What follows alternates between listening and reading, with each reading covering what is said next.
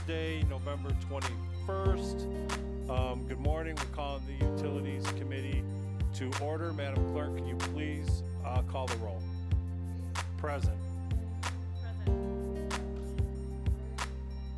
Here. Thank you, Madam Clerk. For today's hearing, we got two pieces of legislation, and then we're going to go into operational reviews for the Department of Public Utilities. Director, if you'd like to come up, we'll start real quick and knock the two pieces of legislation out. Ordinance number 822-2024 by Council Members Casey and Griffin by departmental request, an emergency ordinance authorizing the Director of Public Utilities to enter into one or more contracts with ST Engineering Telematics Wireless Ltd. for the hosting and technical support required to manage the Bright City lighting system, including cloud migration, remote control, and monitoring for the Division of Cleveland Public Power, Department of Public Utilities for a period of 3 years. Director? Thank you, Chairman, and good morning to the Utilities Committee. Public Utilities is requesting ordinance authority to work with ST Engineering Telematics Wireless Limited to help manage the Bright City lighting system, which is a web-based central administration system responsible for collecting, saving, and presenting historical and real-time information collected from the luminaires and street light cabinets. Anticipated cost is $107,000, and we're hoping the relationship lasts 3 years. All right, $107,000 total?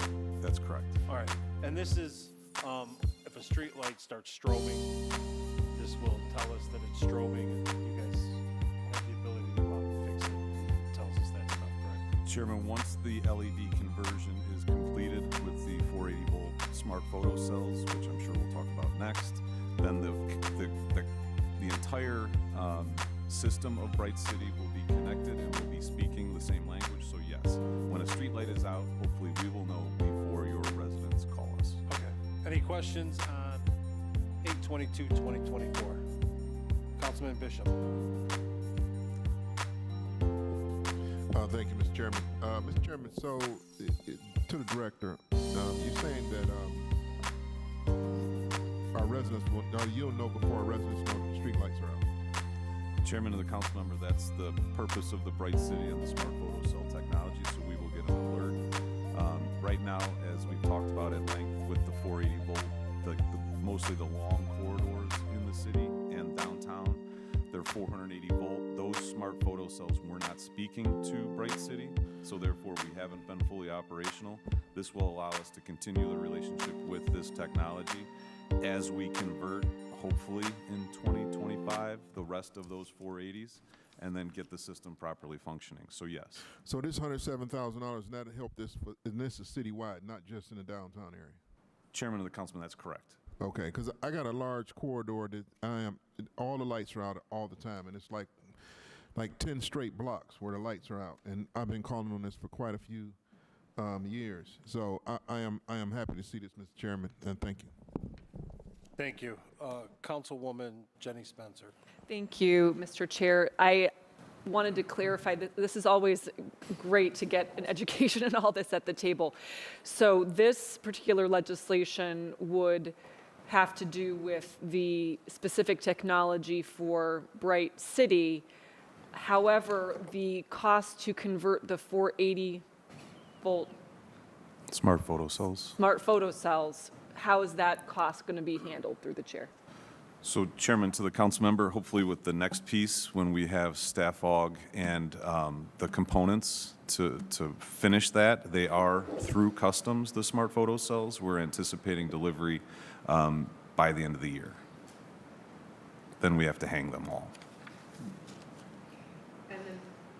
One more question through the chair. So we were talking about downtown and main corridors. What about residential side streets? Chairman, to the council member, so of the 16,000 streetlights, 14,500 have been converted. So every neighborhood in the city of Cleveland has benefited from the LED conversion, but you know where those high pressure sodium ones are. It would be like Berea Road, Detroit Avenue, downtown corridors. Those long stretches of just streetlights remain 480 volt.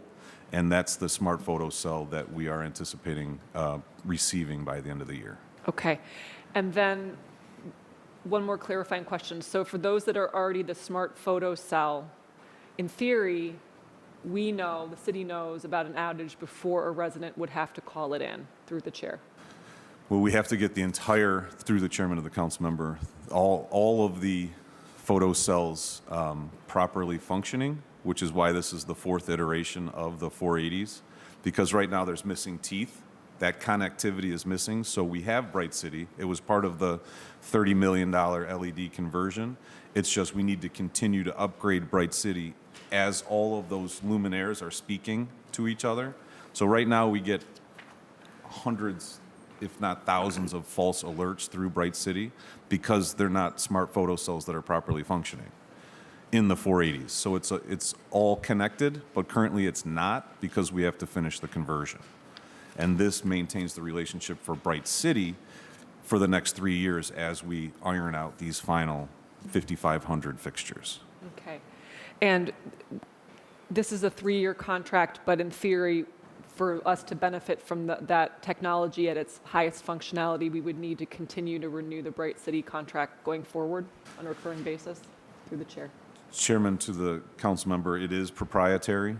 That was part of the original procurement for the LED. So in all likelihood, until there's a competing, until the proprietary nature of the technology changes, we will have a relationship with telematics through Bright City, or yes, Okay. telematics And through then Bright City. my last question is, notwithstanding all of this, residents will still be able to call or report outages online as they wish. I mean, they can still Yes. always supplement our technology by calling in or reporting outages through the chair. Chairman, to the council member, that will never stop. Awesome. Okay. Thank you. And thank you, Councilwoman Spencer. And this is sort of like the iCloud, right? I mean, this, if you had to compare it to something. Yeah, Chairman, it's the technology that supports, that receives the messaging from these smart photo cells. So yes, it's Okay. all in the clouds. Councilman Harsh? Thank you. Through the chair to the director, who controls the brightness of our streetlights? Chairman of the council member, we do. Okay. And through the chair to the director, is that just a dial somewhere in an operating room that you guys, a control room that you can dial them up and dial them down? Chairman of the council member, kinda. I mean, there's a lot more to it. There's not really a dial. It's on the computer and there's programming involved, but it can be adjusted. It's a computer under the control of Yeah, CPP. it's not turning up to 11. Okay, but it's not, but unfortunately. this isn't a company that we have to reach out to if we need to change the Oh, no, brightness no. of our streetlights. Chairman of the something like that. council member, no. Okay, all right, Correct. that's all. Thanks. And I remember when the LEDs first went in, and that was the big, that was, They were too bright. they were too bright, right? The city was too bright, so. police were going to light it up. Right, exactly. All right, any other questions on 8/22/2024? Seeing none, 8/22/2024 stands approved. Please sign up.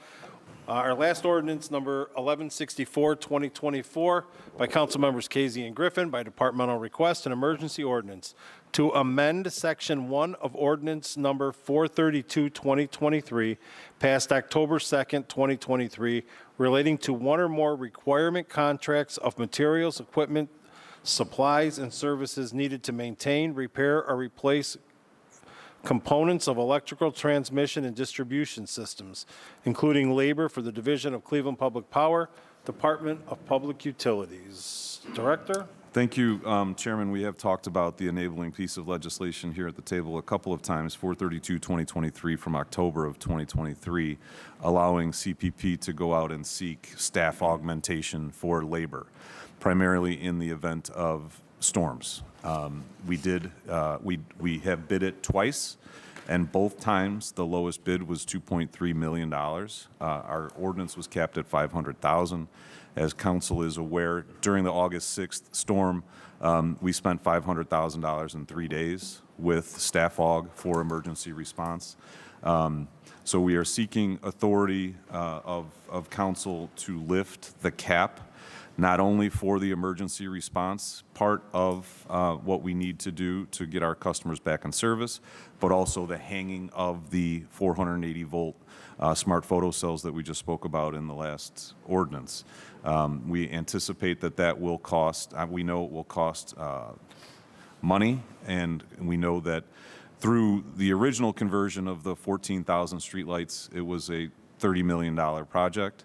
So we are anticipating that this will be in the ballpark of $2 $0.3 million, is what we've learned from. We had 4 responsive bidders to the second time we bid it, and the lowest was 2.3 and change. So we are seeking authority to lift the cap in order to have the tool in the toolbox for the outside vendor to come in the event of a significant outage, and then also to help us finalize the conversion to the LED streetlights. Okay. Bless you. Any questions? Councilman Polensek.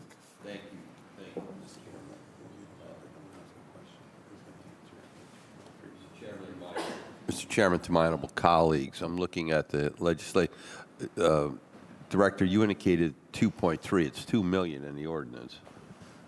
Yes, and that's how we wrote it at the time, but the second bids came back after the ordinance was introduced. So there's an amendment? There will be. There will be. Okay. The this is my my comment, having been my neighborhood being one of the key recipients of that ugly storm that came through. And again, I want to appreciate the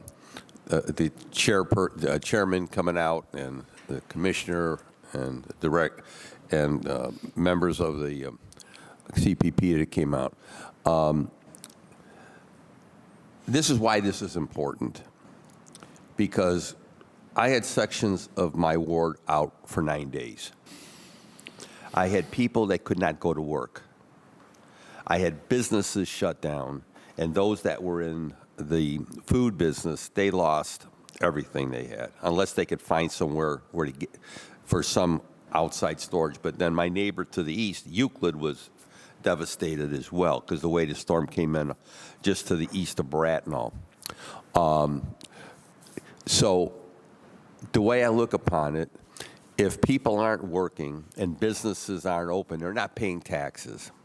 So that's lost revenue to the city. So it's the old, when I think of this, it goes back to that old commercial. You either pay now or you pay later. So that's why I think this is important, that we have to be prepared, because I think all of us are of the opinion that weather patterns are changing, weather is changing. And again, I have power out yesterday. In fact, I'm still getting calls this morning from folks. I'm going to ask you before you leave the table to give me an update as to what sections of Collinwood are still out.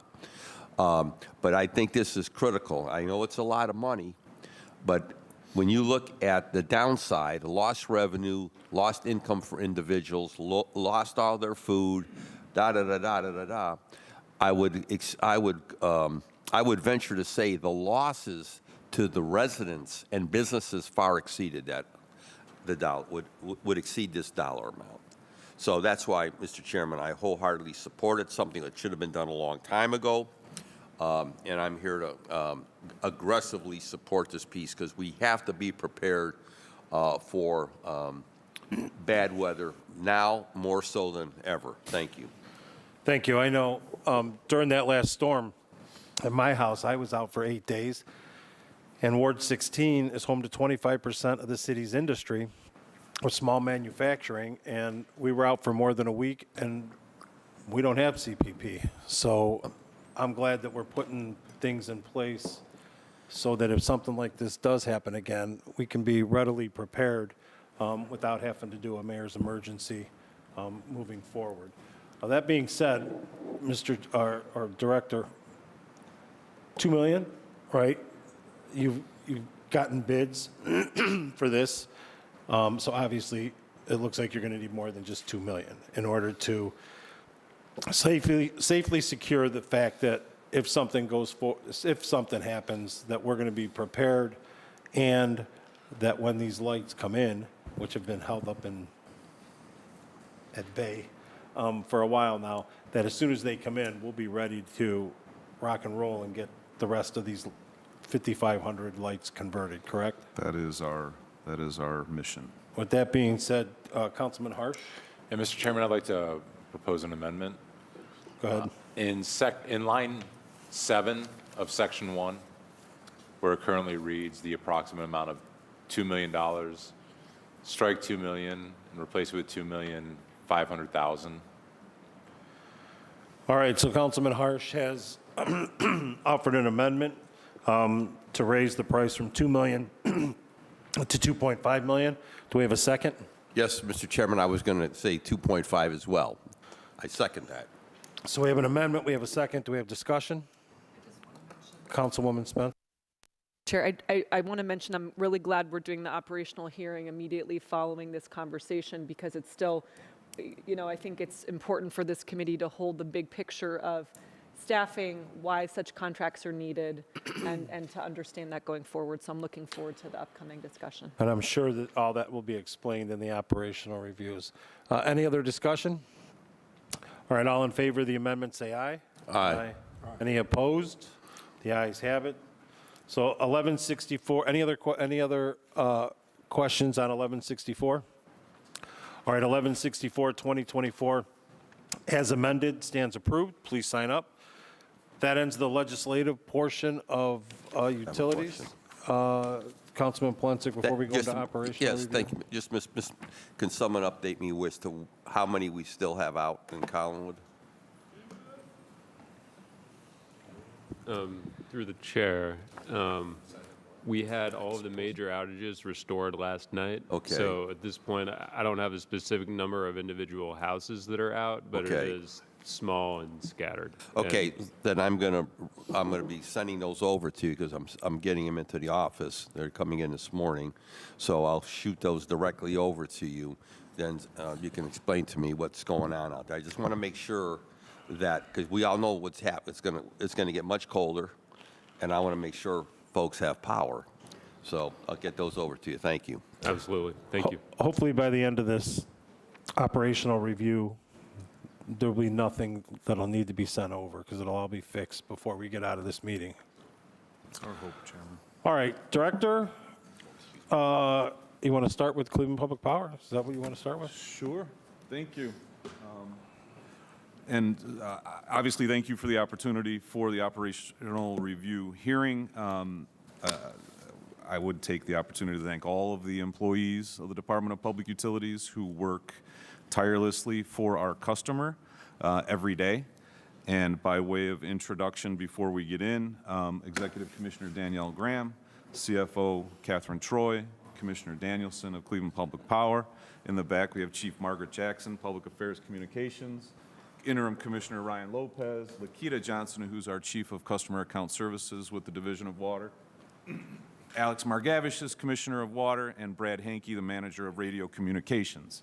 In terms of the support divisions of the Department of Public Utilities, by way of operational review, I would just say that all of those from fiscal to radio communications to HR, IT, safety, security, support the three main operational divisions, which you should have presentations. Again, those divisions are in support of everyday activities at the divisions and work really hard every day for our customer. That is our mission as an executive team. We carry that on behalf of council, on behalf of the administration, on behalf of our customers. In everything that we do, we try to put the customer first, and that's important to us, and we will repeat it every day. Every single day, that's something that we try to instill in everyone we come in contact with. So I didn't have an operational presentation for utilities admin or fiscal or radio, but certainly happy to answer any questions once we get through it. In conversations with the chairman, I thought we would focus on those truly operational divisions, being CPP, Water Pollution Control, and the Division of Water. In that, I would not think that CFO Troy or myself or EC Graham are going to have a lot to talk about, so at this time I will hand it over to Commissioner Ammon Danielson of the Division of Cleveland Public Power. And before you do that, Director, a lot of people just hear DPU and they just think water pollution control, Cleveland Public Power. But there is also radio and communications. So if you just want to touch on that real quick, aside from the three big, Right. what else falls under DPU? So in the budget book that we typically, the old way of having budget hearings, council would see that the Office of Radio Communications and manager is Brad Hankey, which we support and maintain the 800 megahertz system throughout the city and also serve a number of different suburbs throughout the county. Brad, I guess I should call him Mr. Hankey, right? No, Brad. Brad. We have had an opportunity to boost his staff. I think last year's budget hearing, he had 2 employees. This year, we're up to 6. So we're able to better manage the installation of and the maintenance of the radios throughout the city of Cleveland, primarily, not only DPU, Public Works, and Public Safety. So Brad has a small team, but they do a lot, and also works with the suburban communities for their emergency communications.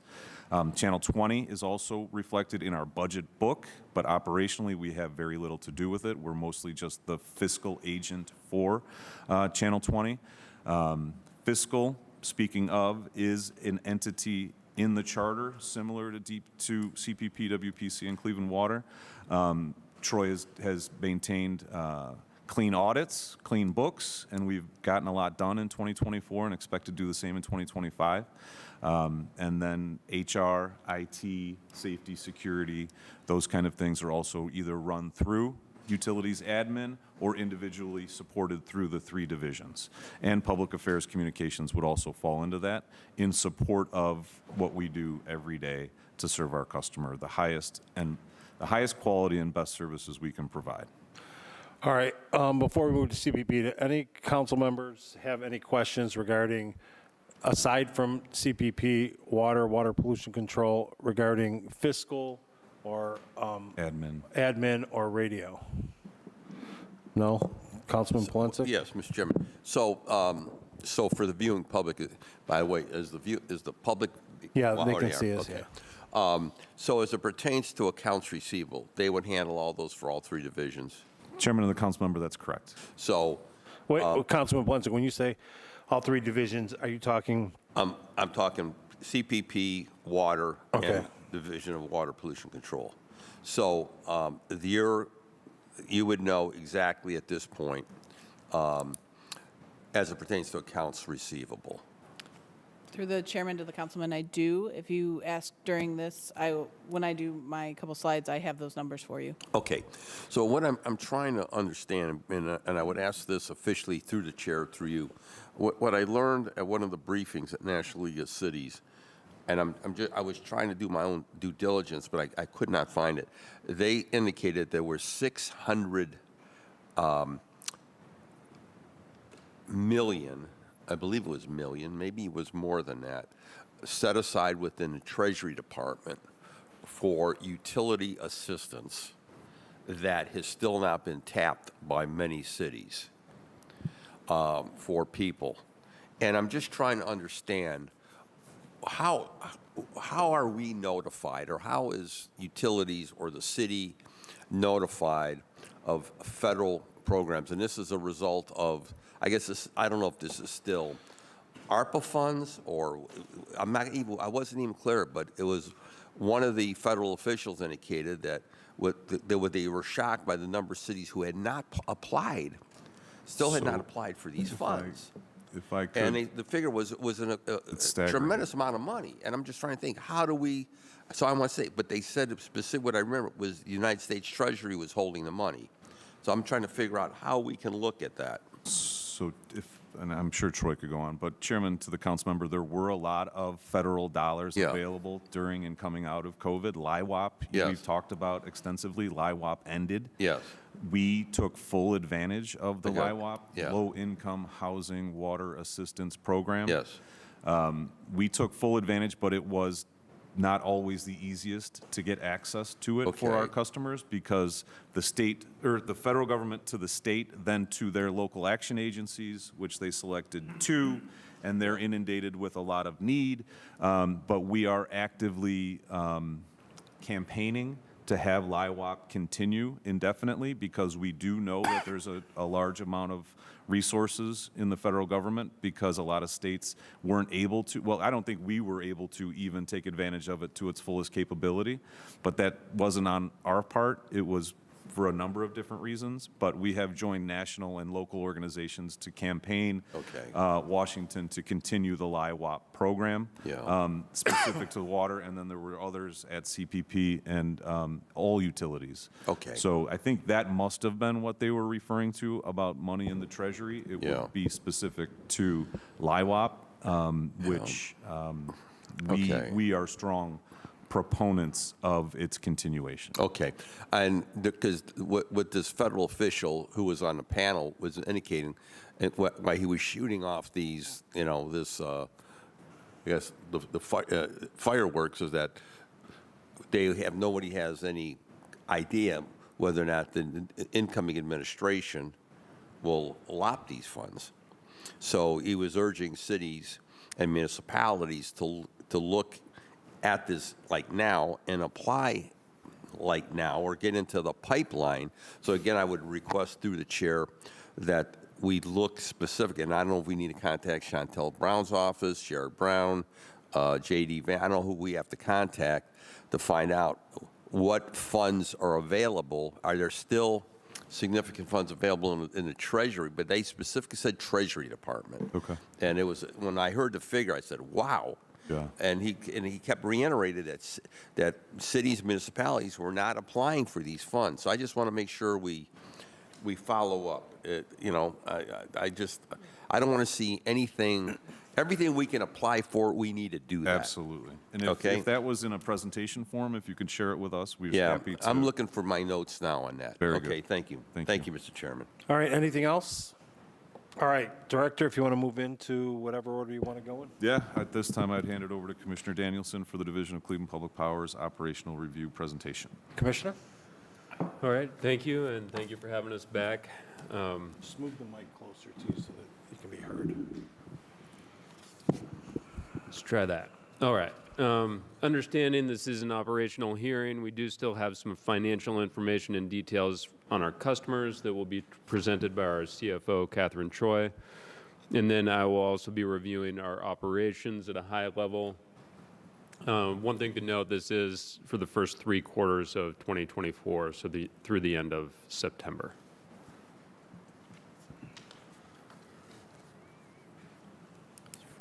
First, reminder, CPP is an enterprise fund. It is not part of the general fund. So all of the money that CPP receives to operate and procure energy on behalf of our customers is received from our customers.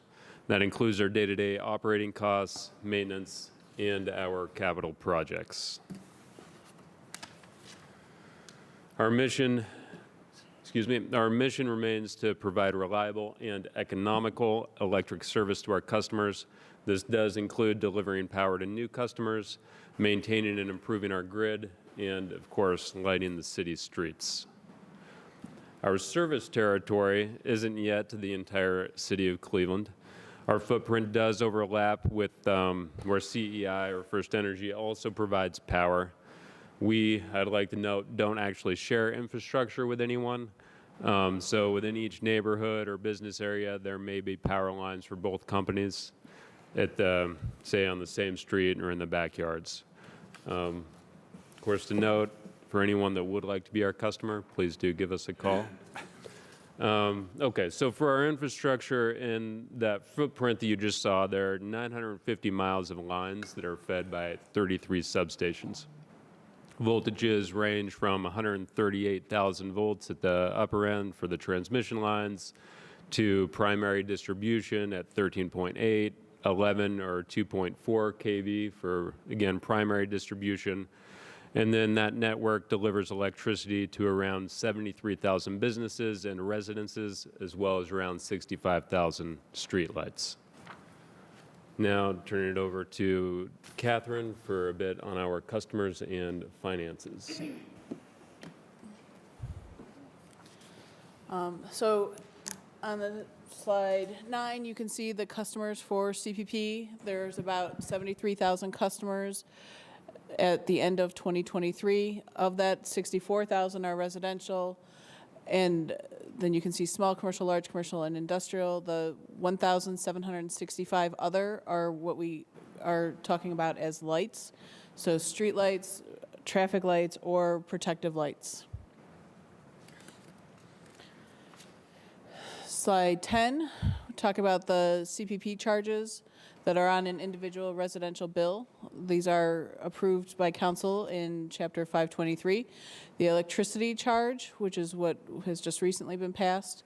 The energy adjustment charge, which is becoming the power supply recovery.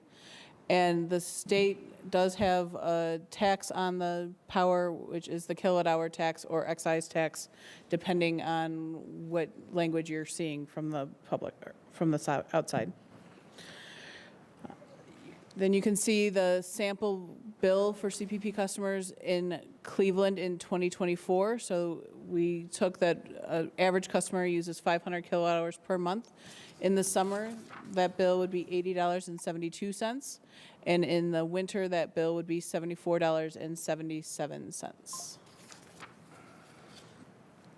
CPP's financial metrics, we are reviewed by Moody's and S&P for bonds.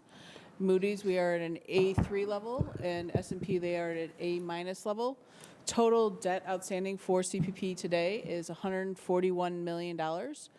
And in 2024, the budget was approved for almost $214 million. For the councilman, the total active AR for CPP is $40 million.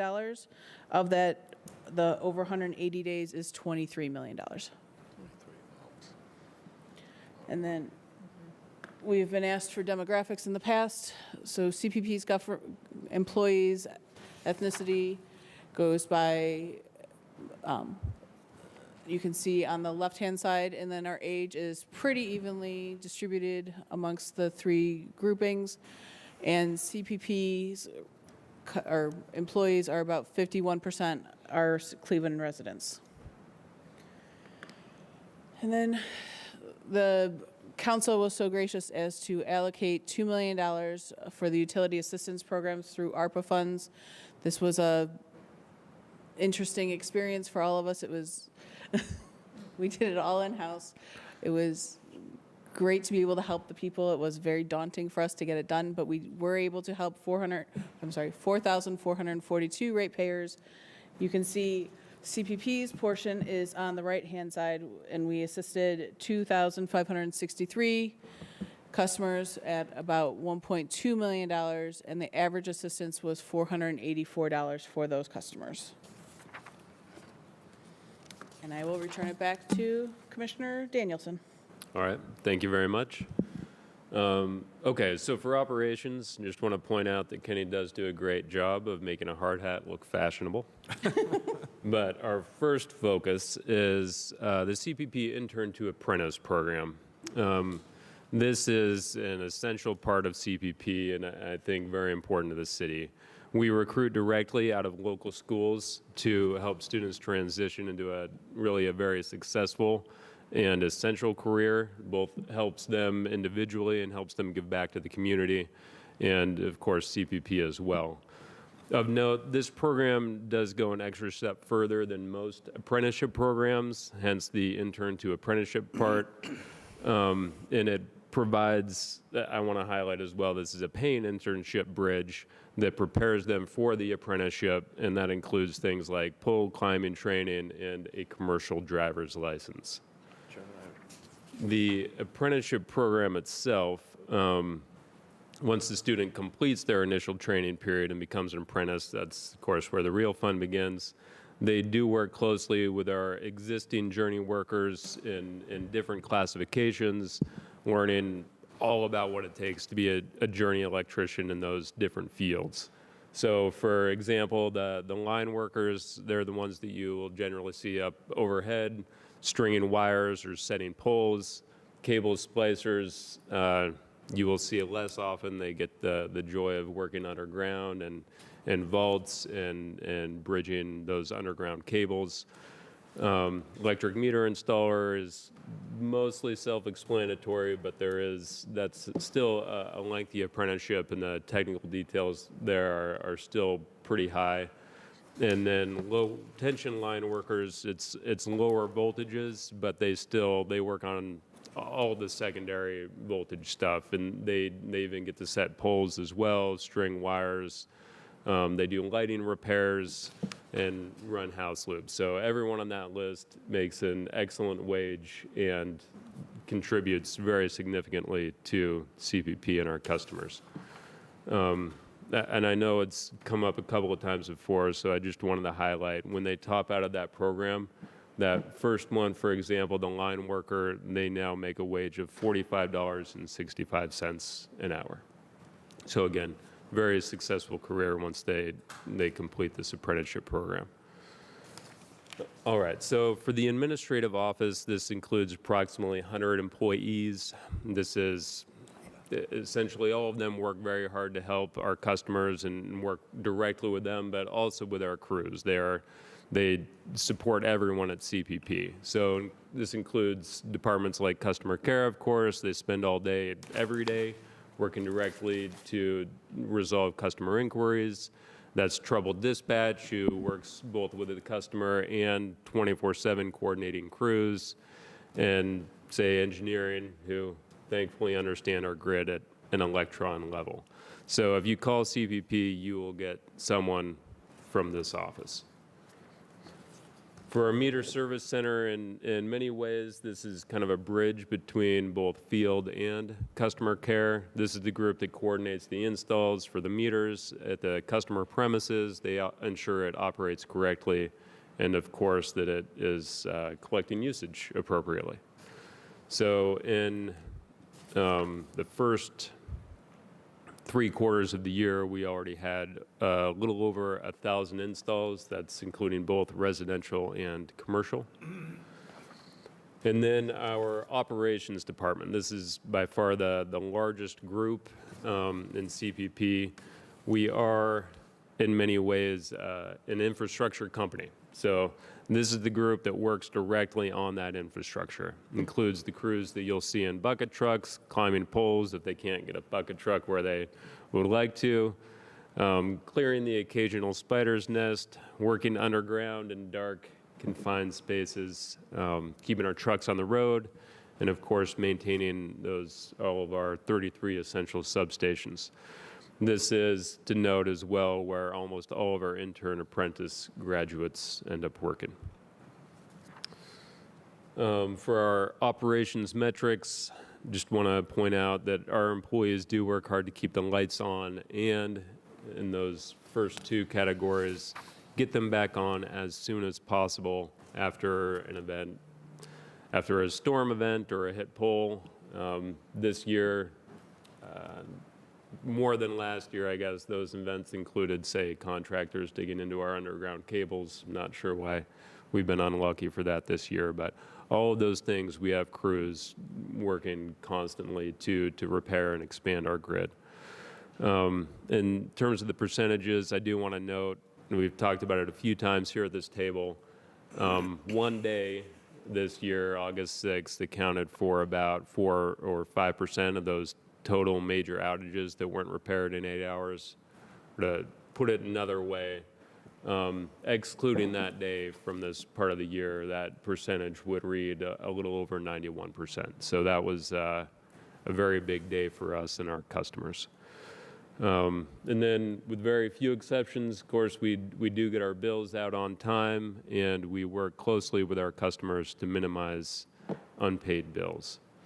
So that's a snapshot an operational snapshot for CPP. Any questions? Yeah, I have a couple.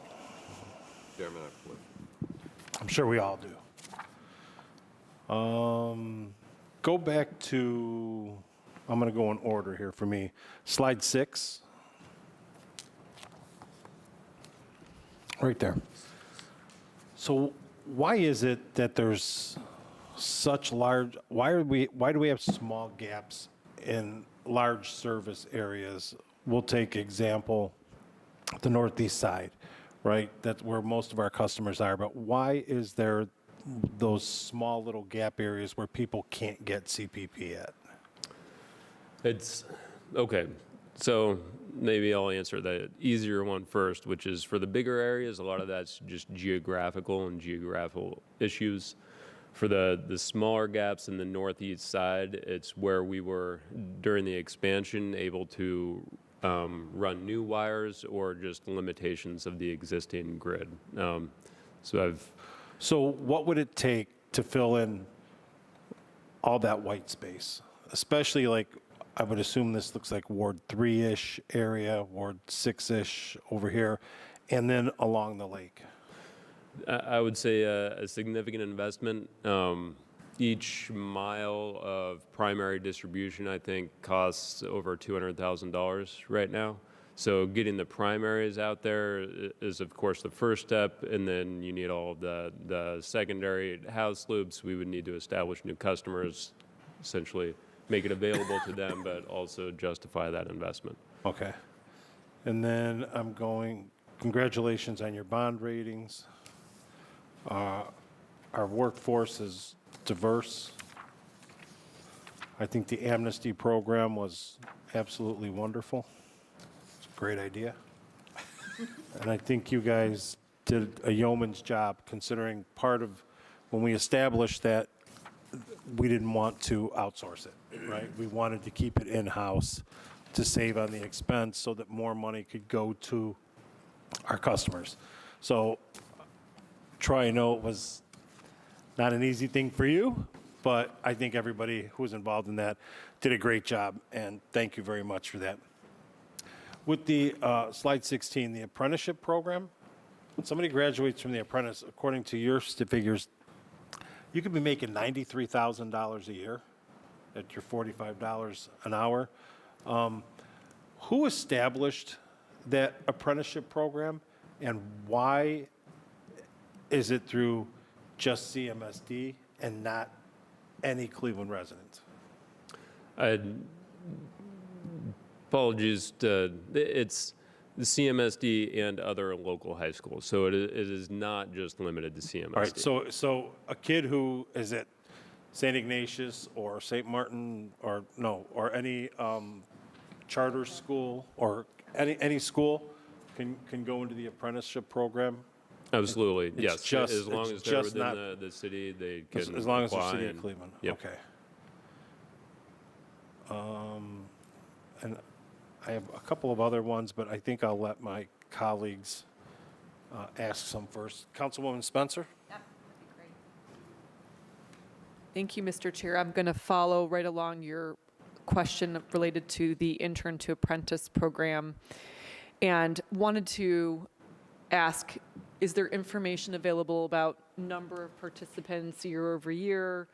Kind of how's it going? How are we going with getting young people interested in this? Has there been a peak number? Is there been a, kind of how's it going? Where are we? How many roughly per year participate? I will have to get you more details. Off the top of my head, I know that we do open it to up to 10 interns each year. And then it breaks down from there in terms of the ones who do complete the different apprenticeship programs. I guess there are a lot of different paths that they could take from that point. And it's always recruitment is always such an interesting question, right? And so in theory, or I guess, is there an example of one high school that you think would be an example of a success story where consistently students year over year are applying for the program, the school knows about it, it promotes it to students? Because a lot of this often comes back to how can we help? And it's an interesting question of, do the principals of our schools know about it? How do they handle this stuff? I don't know, but now's the time to ask. So I don't how does that go? want to call out an individual high school. I think a lot of them put in a lot of effort in getting the word out. We do. Okay.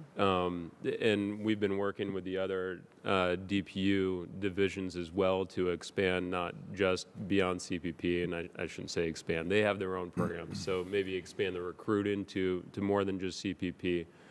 But we have meetings out there at the high schools. We work with counselors. I want to say the current email distribution list is something like 50 plus. employees at the different high schools to let them know when what the schedule is gonna be, when they can be out there, when we can have meetings, and then the deadlines for application. So it's a very large group Yeah, that's I involved. think if I could just add to that, I mean, there are certain schools' staff who understand the benefit of the program. So we have seen trends coming from certain schools, but that's because, you know, the staff identify certain kids or families, right? Because a lot of it, we bring in the parents, guardians, grandparents very early on in the process and understand what it is and what the commitment is. So it's a lot from the commissioner's staff, from EC Graham, the schools sometimes migrate with the staff, right? Because we know a lot of these counselors and support staff at CMSD and the other schools, they move around a lot. So it would be hard to identify one specific school, but we certainly know who's helping us out there. And your help has been tremendous, and I know a lot of you put it in the newsletters, and that's tremendously important. And on that point, when does the recruiting season start? When should it go in our newsletters? Right now, yeah. Sure. Right now. now is good. So that's kind of a difficult question. The active time, I think, is going to be in the spring. But realistically speaking, the more we can get the word out there and get them thinking about it ahead of time and even aware that this is a good, excellent, viable career option, the better. Because I think it's just not something that's very well known in high schools anymore, that this is a good option for them to be an electrician, let alone one that gets to work from home supporting their home city. So I think it would be helpful as one of the follow-ups from today's hearing, any materials you have that we could, graphics or any information we could drop into newsletters would be helpful. And I think it would be helpful to have some historical data on, it's up to 10 each year, how have we been doing? And that kind of goes to my next question, which has to do with, I don't remember which slide it is, but it's the operations employees slide 181, slide 21. It's 181 operations employees. Do we have a sense of what, in a dream scenario, what an optimal staffing level would be on the operations side? The chairman to the council member, I think we're budgeted at over 210. 210. So if anybody, and that's why the apprenticeship program exists, because it's hard to attract this skilled workforce. We would hire anybody you would bring to us. That is qualified. On that That's point, qualified. Yeah. on that, it's qualified. On that point, on that point, you have 181 employees. You're budgeted for 210. You're not coming to us looking for any additional employees for next year. You'll still at least keep the 210, right? No more than 210 in next year's budget. Yeah, we're not messing with the head count. I mean, we need to Okay. fill these positions. That's going to be my big thing at budget this year. Is if you don't budget for more if you can't. We've had a very, can't Chairman, hire. we've had a Okay. very successful 2024. Okay. And we're better than the last probably 5 years combined. All right. So we're showing progress in this regard. I think the cooperation and the support that we give our employees, right? The collective bargaining agreements, the unions helping us. So we're at a better place than we were last year, and we hope that trend continues. But to the council member's point, right? If there's a qualified employee out there looking for work, we are certainly in the business of hiring this skilled workforce. Thank you, Councilwoman Spencer. Yeah, so I think, I mean, that is pretty daunting, going up from 181 to 210. So we have to keep at it is part of the Yes. takeaway. Every day. Is keep at it. And do we feel through the chair, and this might have to do more with collective bargaining, that salaries are competitive in order to attract and retain these employees? Yes, very much so. Okay, great. I had one more question about related to slide 18, which is administrative office. And we've talked about the call center. I guess it's referred to as customer service, account and customer service here, or dispatch. I'm not sure actually what falls under the umbrella of what I would refer to as the call center. I think it would be helpful, Mr. Chair, at some point, I don't think we have a relationship, this committee does, with, unless I'm mistaken, the manager of that call center. I don't, it would be great to hear more at some point about that, because as I've said many times in the past, we know what you're doing. We see all the commitment to CPP customers and residents and all the account holders. But one bad experience or one perceived bad experience with a call taker at the call center really colors people's experiences of or perception of CPP. So wondering how, we've talked a lot about that. I know we've talked about the conversation has been held around soft skills. Just curious for a status update on how's it going with culture at the call center and training for call center staff, through the chair. All right, Brooke, can you put that down, Director? A meeting in January, we'll bring the manager of the call center over just so that that individual can get beat up for a while and see how That thick. wasn't what I was. Well, I'm thinking more Councilman Polensek because he's tapping his finger over there. Or even something where we invite you Sure. over. Yeah, to- exactly. to Or the Let's go Centennial field. Room and just exactly. talk it through. We I can, don't, yeah, we can do that. All right. That'd be good. field trips are fun. Yes. Okay. So we hold that question until we go to the call center in Right. And January. we'll do that in January. All right. I'll look forward to that. I might want to come back on, Mr. Chair, but I'll conclude my questions there. But to say, want to take a moment through the chair to thank Commissioner Danielson, who came out to my neighborhood on Tuesday at 5 o'clock. Before pitch dark fell at 5:20-ish, we were on a walk with our police commander. It is one of the highest crime parts of my ward, and we had heard that folks felt there wasn't enough public lighting. So having Commissioner there to talk about that, to point out, actually we found some good old-fashioned outages while we were out there, but otherwise the infrastructure looked great.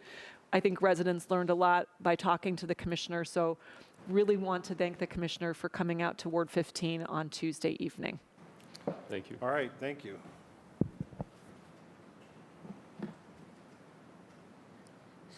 Councilman Polensek. Thank you. Thank you, Mr. Chairman, my honorable colleagues, and to the director and commissioners that are here. I'm going to just follow up as well on the apprenticeship program. To my colleagues, the apprenticeship program is something that the council advocated years and years ago for. And we wanted apprenticeship programs for both Cleveland Public Power Division of Water and Water Pollution Control. In fact, even to take it a step forward, that MLK High School was supposed to be, in essence, an apprenticeship program for the Division of Police, Fire, EMS. And unfortunately, the Cleveland Metropolitan School District, CMSD, turned their back on vocational programs, which is, to me, mind-boggling why they did that. But they did. And so I want to take it a step forward. Of the follow-up on Councilwoman Spencer's questions, you indicated it's 10 apprentice It's a our year. Chairman of the council member, that's kind of our wheelhouse per year. But Okay. I think budget, when we prepared our budget numbers for this year, I think we had over 40 that were in the pipeline. Yeah. Employees, right, Troy? Yeah, so through the chair to the councilman, right now there are 15 students, which is the first year of the Right. internship program. There's 12 interns that are hopefully going to be graduating into the apprentice program here this month. Okay. And then we have 20 actively in the apprentice program Okay. today. But let's say, I'm trying to understand this better. So let's say you're not a student. What if you're 25 years old, 30 years old? If we have these positions that are open, can we bring in other age levels into the apprenticeship program? Chairman, to the council member, it has been talked about Yes. with the union. All of the apprenticeship programs are negotiated with the unions. Okay. Right? And in this instance, years ago, with the support of council and the administration, the goal was that immediately after high school, right? Or close to it. Yes. So there have been some flexibility. The rules are as we agree with the union. The commissioner and EC meet with the union regularly on the apprenticeship program. We haven't gotten there yet where there's a 28-year-old candidate who the union would accept into their position, right? So that's a big part of it, but we can certainly broach the subject. But I guess my question is this: if we're having a problem filling positions, then why would the union be opposed to apprenticeship? It's just, and I guess I should have, it is also approved through the state of Ohio. Okay. So there's just, yeah, I don't know of anything that says no, but we have Okay. almost 50 in the pipeline right Okay. now. So Okay. it's not necessarily people interested in it. It's just getting them through the 6-year program to be journeyman line workers. So as their apprentice, Mr. Chairman, what it's in the apprentice, I walk in the door tomorrow, I'm an apprentice. What am I making per hour? So they start as a student. Depending on the year, so the apprentices themselves, depending on the program, make between 75% to 85% of whatever the journey workers. So they're still making a very good salary. Absolutely. And so, those of us who, I'm a former United Auto worker. Danny is 310. There's other members in the body that have been in different unions over the years. I think we've really, it's 2024. We all got to figure out, we have vacancies, critical vacancies we have to fill. Then I'm willing to sit down with the union. I don't care. I'm willing to sit down with whoever. We've got to get our residents to fill these jobs, these critical jobs. Pipe So- repair pays well too, Chairman and Pardon? Council member. Pipe repair pays well too. and That's what I'm saying. Sewer service workers. No, that's what I'm saying. So they're all posted currently at civil service. So So anybody you know that's that what I'm wants a saying. job- If why aren't we creating apprenticeship programs? And I'll get when we get up water and the rest of them.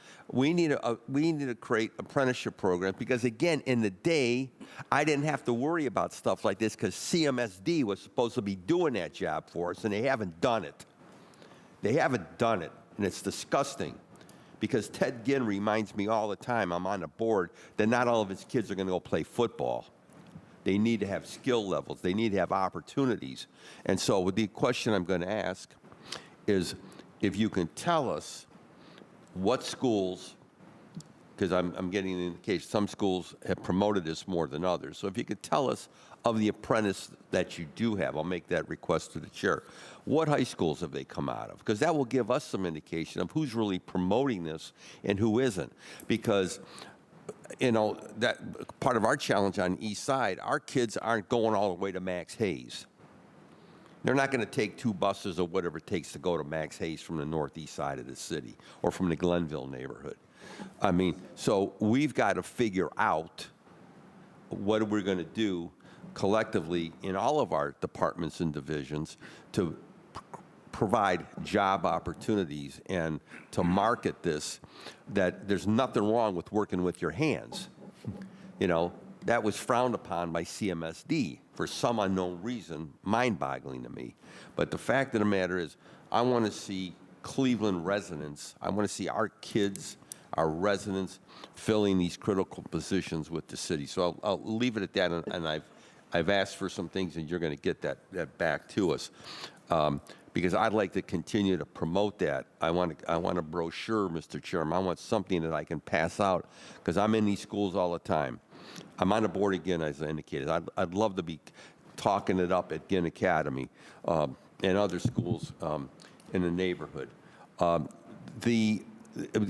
back to what the chairman indicated on the open spots on the map.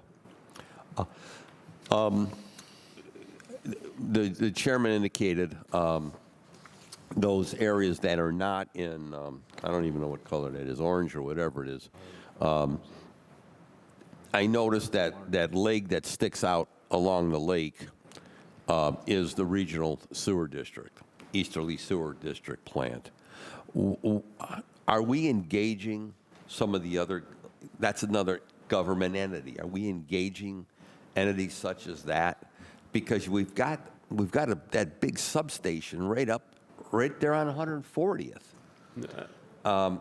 Could we service the Northeast Regional Sewer District plant there?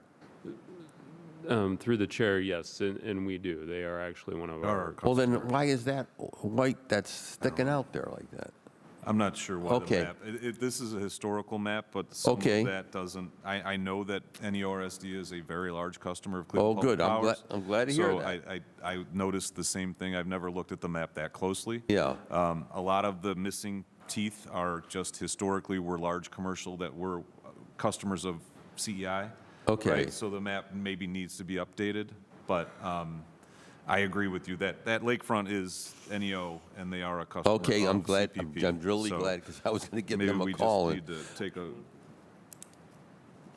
Yeah, I just want to make sure that, and because I know the chairman has constantly advocated this, that where we have new construction, where we have new businesses, I put a call in yesterday about a company who was inquiring to me about Cleveland Public Power because they're not happy with First Energy. I just want to. I think council needs to be aware of where we can be of assistance, where we can be advocates, where we can be marketing to various entities in our neighborhoods.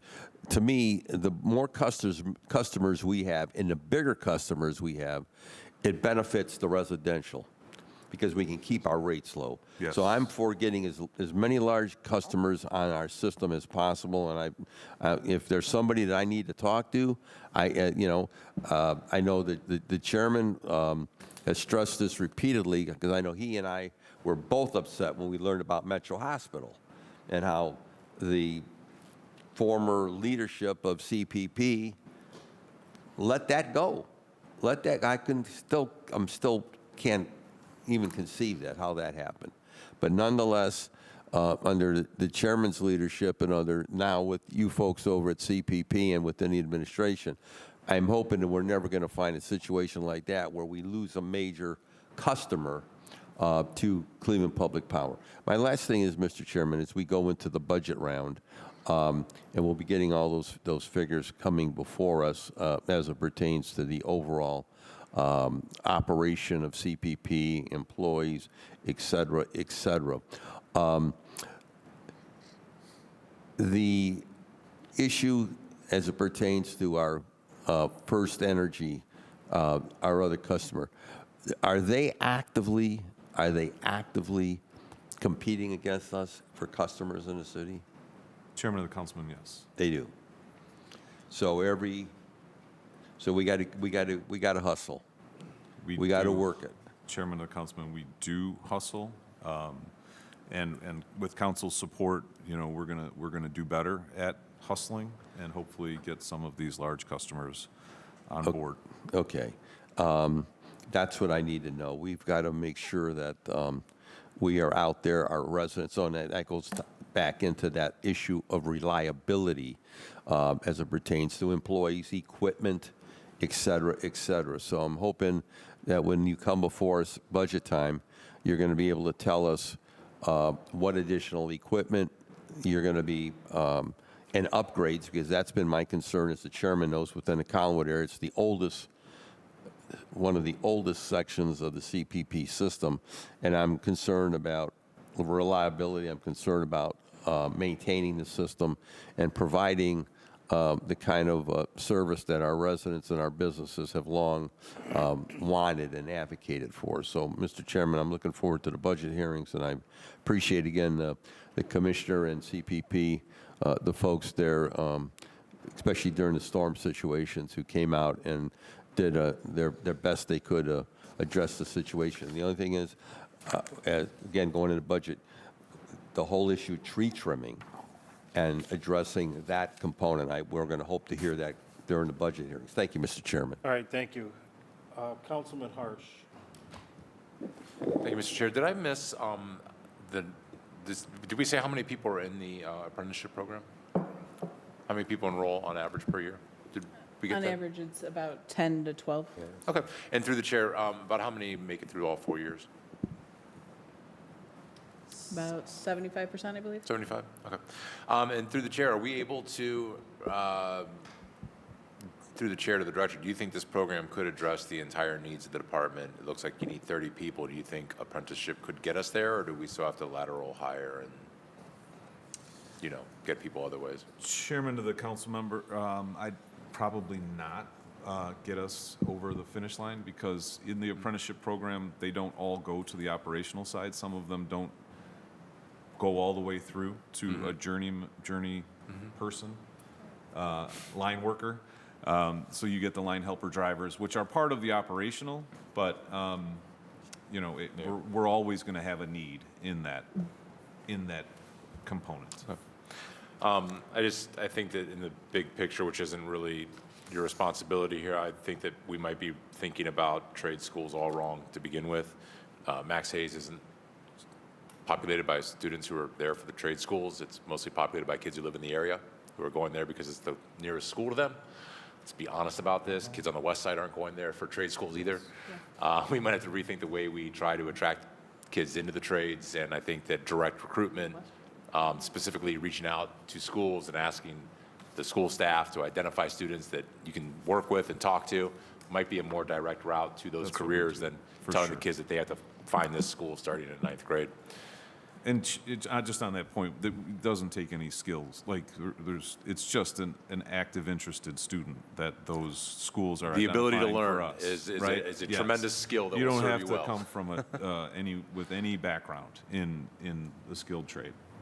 Very good point. Very good point. The ability to learn, and what do they say? Availability is the best ability. That's it. I did have a question though to the amnesty program. Now, through the chair to the director, that was a special program because of ARPA funds. That is not a typical reoccurring annual project, correct? That's correct. Okay. So through the chair, we don't have any previous experience running the same program with third-party partners. So we have affordability, through the chairman of the council member, we have affordability programs, a number of those that we've talked about predominantly through CHN or through other governmental entities, but that was the first we got a pot of money to directly help customers. Yes. Okay. And through the chair, do you think there is potential conversation about doing more in-house discount type work with customers based on the experience with this ARPA, with these ARPA funds? We are always, chairman of the council member, looking at doing more in-house on the affordability side. It's just as with any city program, getting those customers to share some of those to qualify for whatever program, right? So that's, and the umbrella nature of something like CHN, why they exist with all the other utilities, with other city entities. But we do talk about it regularly on, at some point, is it better to bring it in-house? And I think yes, but we're going to continue to have the conversation. We're not there yet. Okay. That was all my questions. Thank you, Chairman. All right, anybody else? Councilman Kelly. Thank you, Chair. To the Chair, to the Director, just thank you. You have a great apprenticeship program. 7 out of 10 is good. I think part of that is because you have a high percentage that you pay people when they first come in. Sometimes you might get 40 or 50%. I'm just curious, though, out of, you take 10 a season, or 10 a year, I'm sorry, and then how many apply, do you know? Do you weed out? Do you get a lot of them that you weed out to 10? Yes, so through the chair, most years we cap it at 10, but applicants, we get anywhere from 50 to 100. And so there are multiple stages, and then we tend to interview, I think, the top 15 to 20. Okay. And when you take the apprentice, are you specifically looking for one category, one area, or you may just change? You just put them in and figure out where they'll fit? So at that stage, directly out of school, they're still an intern. Okay. So they've got a couple of years then before the apprenticeship, and in that time frame, they have the opportunity to actually work in the field with the different disciplines, so that it's kind of a combination of we'd certainly try to encourage the line worker. That's our highest demand. But they have the opportunity to see the other ones and apply for those based on their needs as well, and in our openings, of course. And thank you. And then through the chair, how many female versus male? Do you have any? You get many women apply? It is still a very male-dominated Is it? field, but we do each year we have applicants that we bring into the program. We did. think it was spring of last year, we had our first female line worker who graduated through the apprenticeship program. Oh, Happy to good. report she's still doing very well. One of our female interns that went through this program, she didn't go this route, but she's now going through our senior transmission operator program right now. Or I should say she's a junior transmission operator, which is another union position that's very highly paid, highly skilled. So it is a great opportunity. We are always actively recruiting to try and increase that number and make that more aware that it's a great opportunity for women as well. Through the chair, thank you. If there's anything me or Brother Polensik or whatnot can do, please, we're willing to do it. I think you're doing a great job. It's a lot of our students don't really see somebody get up at 6 in the morning, put jeans and a flannel on, walk out with the thermos. So it's not something, they have to be made aware of it. And I didn't realize you paid 75%. That's a really good incentive. So thank you for all you do. Appreciate it. Thank you.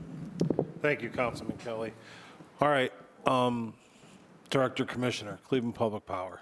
Cleveland Public Power gets a bad rap, right? An undeserving bad rap from certain entities within this city. This council has given Cleveland Public Power all the tools now, right? We just gave you the 2.5 million. We did, the rate study came out. This council was supportive of it. We're looking for some good things to come out of Cleveland Public Power in 2025. So I think Cleveland Public Power personally is one of the best assets the city has. But we need to make it better, right? And everything, nobody can predict the future, but I see bright things for Cleveland Public Power, and I hope that I know that my colleagues do too. So we're hoping that Cleveland Public Power in 2025 lives up to that expectation, because we've put everything in place now in order for Cleveland Public Power to succeed. So thank you on that note. For anything else for Cleveland Public Power? All right. Thank you. Thank you, Commissioner. Who do you want to go to next, Director? Dealer's choice. I'll take red. I don't care. Water pollution control. WPC. Water pollution control.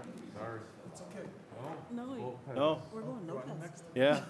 Water pollution control. He had a jacket on when he We're going walked in. backwards. Going backwards.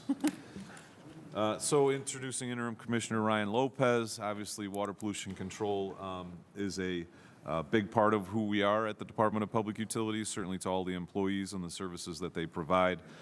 We appreciate, we support them. We almost always ask for more out of our employees, but under the leadership of Interim Commissioner Lopez, we haven't missed a beat. So I would just hand it over to him to run through the presentation. Okay, good morning, Mr. Chairman and committee. We will go through the presentation here.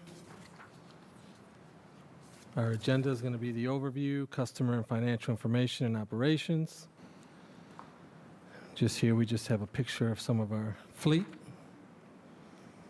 Water pollution control is a major enterprise fund for the city. Enterprise funds are used to account for operations that function in a manner similar to private business enterprises and are financed primarily by user fees to the general public.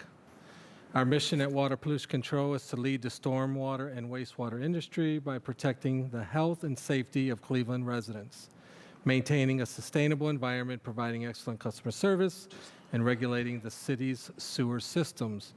Our key programs that we have are Stormwater Management Program, upgrade and improve the sewer and stormwater delivery systems. Obviously, that's our infrastructure, responding to customer inquiries, apprentice program, and educational trailer. WPC is responsible for managing the sanitary sewage and stormwater collection systems within the city of Cleveland. I like to call ourselves the Uber of the stormwater and wastewater system. kids get a kick out of that when I go to the high schools and say Uber. I don't know. I guess it's a young people thing, right? We have regulatory authority for matters impacting natural waterways in the city of Cleveland. Differs from regional sewer. Regional has the authority created by a court order and responsible for sewer treatment and disposal in Cleveland, as well as interceptor sewers. WPC's responsibility is 1 foot inside the curb, from curb to curb, inside the curb. Currently, our infrastructure, we have 1,444 miles of sewer, 11 pump stations, 43 500-plus catch basins, 283,000 of house connections lateral sewers. We have 2 stormwater detention basins and 54 outfalls. Here we have a map, and this is what we do when we go to our public events throughout the year from our marketing and communications team. They go out and they share this with the public. And a lot of the public doesn't understand who we are as water pollution control, number one, and they don't understand where the liability starts and ends from them as the resident. So we kind of put this map together. It shows the main sewer in the middle, and we go from curb to curb, again, 1 foot into the curb, and then it shows the property where the resident would take over responsibility for any issues on the property. At this point, I'll turn it over to Catherine for customer and financial information. Thank you, Ryan. WPC's customers, there are about 118,000 customers. Of that, about 8,700 are on the discount programs, either homestead or affordability. You can see on the map, the larger number is the number of accounts per ward, and then the one that is in parentheses is the number of accounts that are in the affordability program. Next slide, on slide 11, is the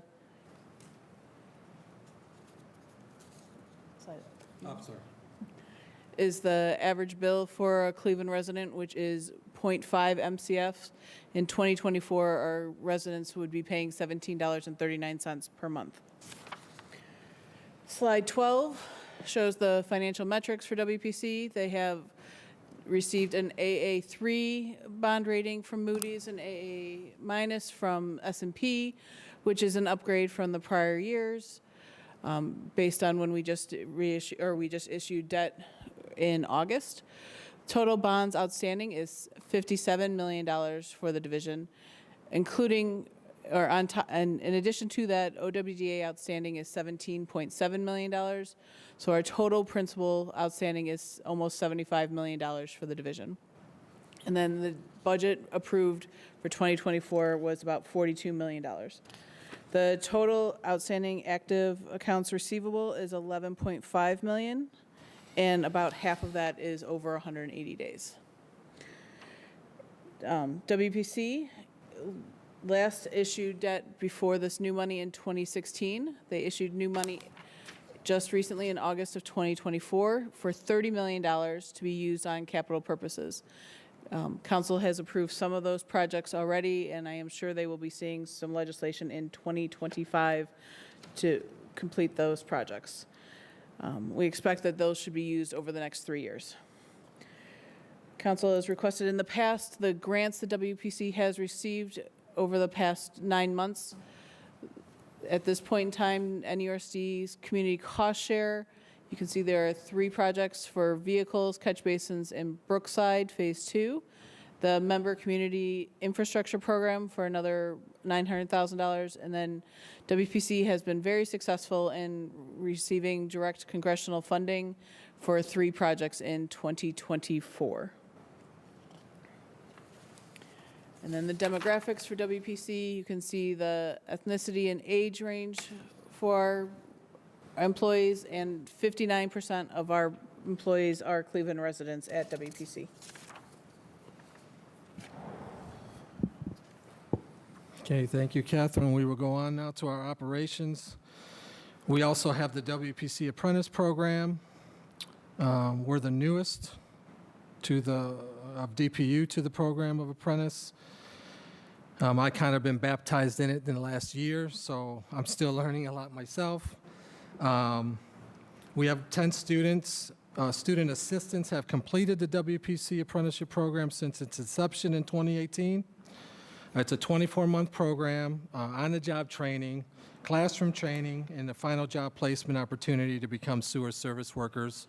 And again, we have to follow the mandates that the state has provided for us. On a healthy note here, we got a picture of here of the guy on our left. He was one of our interns, and him and another gentleman started as apprentices, and now they have gone on to be sewer service workers and now have been promoted to unit leaders. So they are now taking crews out and operating job sites and excavating and repairs and doing everything. So that's a plus for us to see those guys see more of us, not as just a job, but as a career. I mean, these are young kids that are doing pretty well for themselves, so we're proud of them. When we go to our customer service and our administration staff, we have 38 employees, and that ranges from customer service representatives, dispatch, house connection inspectors, and other supporting administrative personnel. Currently, some of our administrative metrics that we have in place, right now, response times to water in the basements during work hours is 37.56 minutes. And off hours is the response time for water in the basements is 32.84 minutes.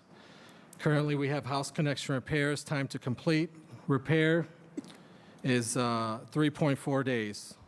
Which is pretty darn good. I was out there for many years, so that's a good number. Total house connection repairs completed. We're at 187 currently to the end of September 30th. We have our special equipment and construction staff, 112 employees responsible for cleaning and repairing sewers. House connections, catch basins, and laterals. That workforce consists of sewer workers, sewer maintenance unit leaders, maintenance unit leader operators, bricklayer helpers, construction equipment operators, and apprentices. Our special equipment metrics, currently sewers cleaned was 121,544 feet, and sewers televised, we were at 111,886. Time to respond to get to missing manhole covers has been 18 minutes. And a lot of times our inspectors carry covers in their trucks as well in case they need to put a cover down if it works for whatever cover's missing. So that's why the number's working pretty good for us. Our special equipment and construction metrics, 7,421 catch basins cleaned, or over 34,000 catch basins inspected.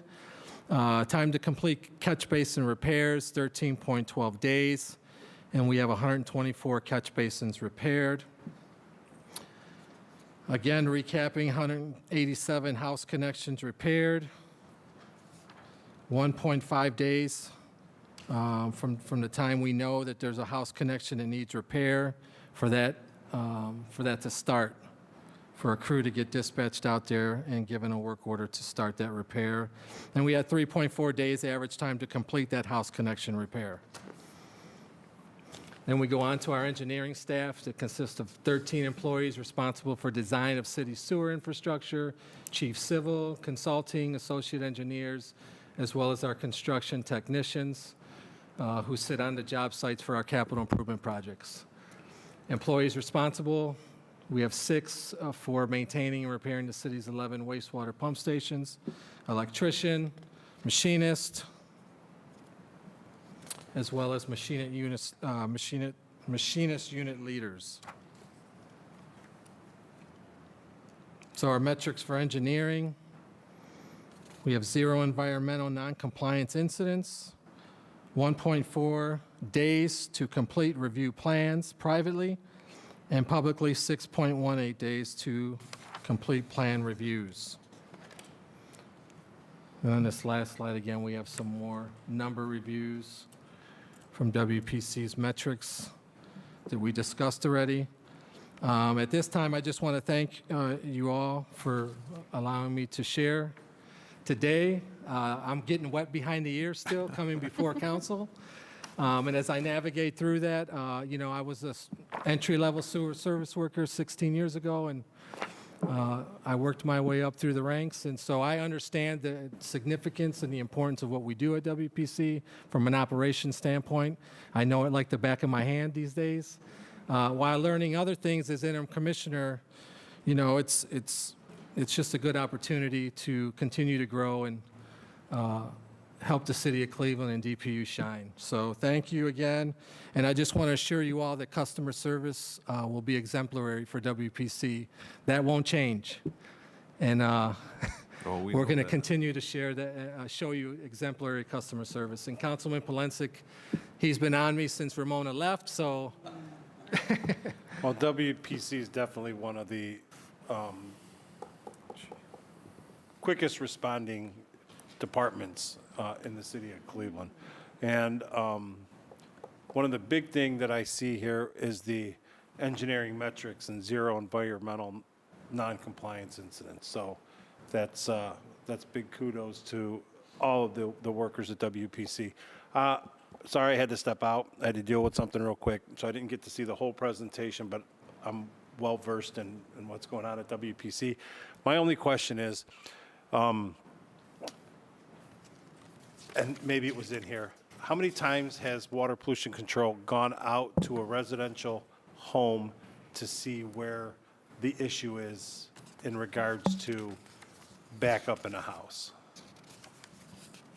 Do you guys have that number? Like how many? Right. Was that in There's a here? lot of metrics. We have the average response time, Chairman. Right. and Do we then have the- how many times you guys have went out there and there's been a letter that's been generated and we've all seen them. You know, it's on your side, it's on our side, whatever. Do you know how many times you guys have went out to there? We can get that number. Okay. The total number of house connections inspected? That wouldn't be the total calls out, would it? No. Okay. Well, if you could get that number, and then I'd like to know of those that you guys have went out, how many times water pollution control has determined that it's on the residential side of the street, of the curb, even though we can argue that all day long, or that it's on the city side? We're happy to give you Does that that make information. sense? You know what I'm Yes. asking for? Yes. Okay, Councilwoman Spencer. Thank you, Mr. Chair. I want to mention, I had a busy Tuesday night. I met with Commissioner Danielson at 5, and then at 6:30 on Tuesday, we had a virtual public meeting with Water and WPC, and it was really fantastic. So I want to show just colleagues, I don't know if any of the viewing public can see this, but WPC has a part of their webpage, clevelandwpc.com/virtual public meetings. And it was so easy for residents to log on, to find the right meeting link, to participate, and went off without a hitch. And then all the information is here, and then the meeting recording will be on the WPC YouTube page. Anyway, I thought it was fantastic, great experience, so just wanted to mention, as any of us in our wards have projects coming up, I thought this was a really effective method to share with residents. And also, DPU staff hand flyered all residences in the affected area, in the project area. So it was just outstanding communication and outreach to residents. And the recording is there. If anyone missed the meeting, they can watch it later. So, but anyway, I love this website. It's so cool to have your own virtual public meetings webpage, and wanted to shout that out. Thank you. So I just have a couple questions, Mr. Chair, but one is, I'm going to embarrass myself for not knowing the answer to these questions. One is, I think the number one thing we hear about in the wards related to WCPC services are just clogged catch basins, right? Or debris goes in. The protocol for residents to report that, is that now 311? If there's a clogged catch basin, do we tell residents to go through 311 or to WPC directly, or both, or So either? through the chair. Through the chair to the council member. So there is, but it would go to streets, right? And then streets, because public utilities is not yet on the 311 system. That's the next iteration, hopefully. because we have the call center and the customer service departments at DPU, including at WPC. So a blocked catch basin probably can be uploaded into 311, but it more than likely would go to streets, and then streets would have to send it to us currently. But we still get plenty of calls about blocked catch basins. So a lot of, and on your phone cards and on our website and on the city's website, it directs them directly to water pollution control. Okay, so probably if we go through 311, it'll eventually triangulate That's its the way goal. over to Yes. WPC. Yes. Okay, we can come back to the future of, yeah, Next iteration. next Two- iteration. 2.0. 2.0, but that's good. And the website has the customer service number right there. It's easy to Right find. there. Great. I wanted to briefly refer to slide 14, the WPC grants, and my ward has been the beneficiary of some of these grants, and wanted to ask through the chair, how are, of all the streets in a very big city, a very big footprint, how are these streets prioritized? How do we know which streets are likely in most need of replacing this underground infrastructure? How do we determine that? Through Chairman the to the chair. council member, and you'll remember recently we brought the capital projects for 2025.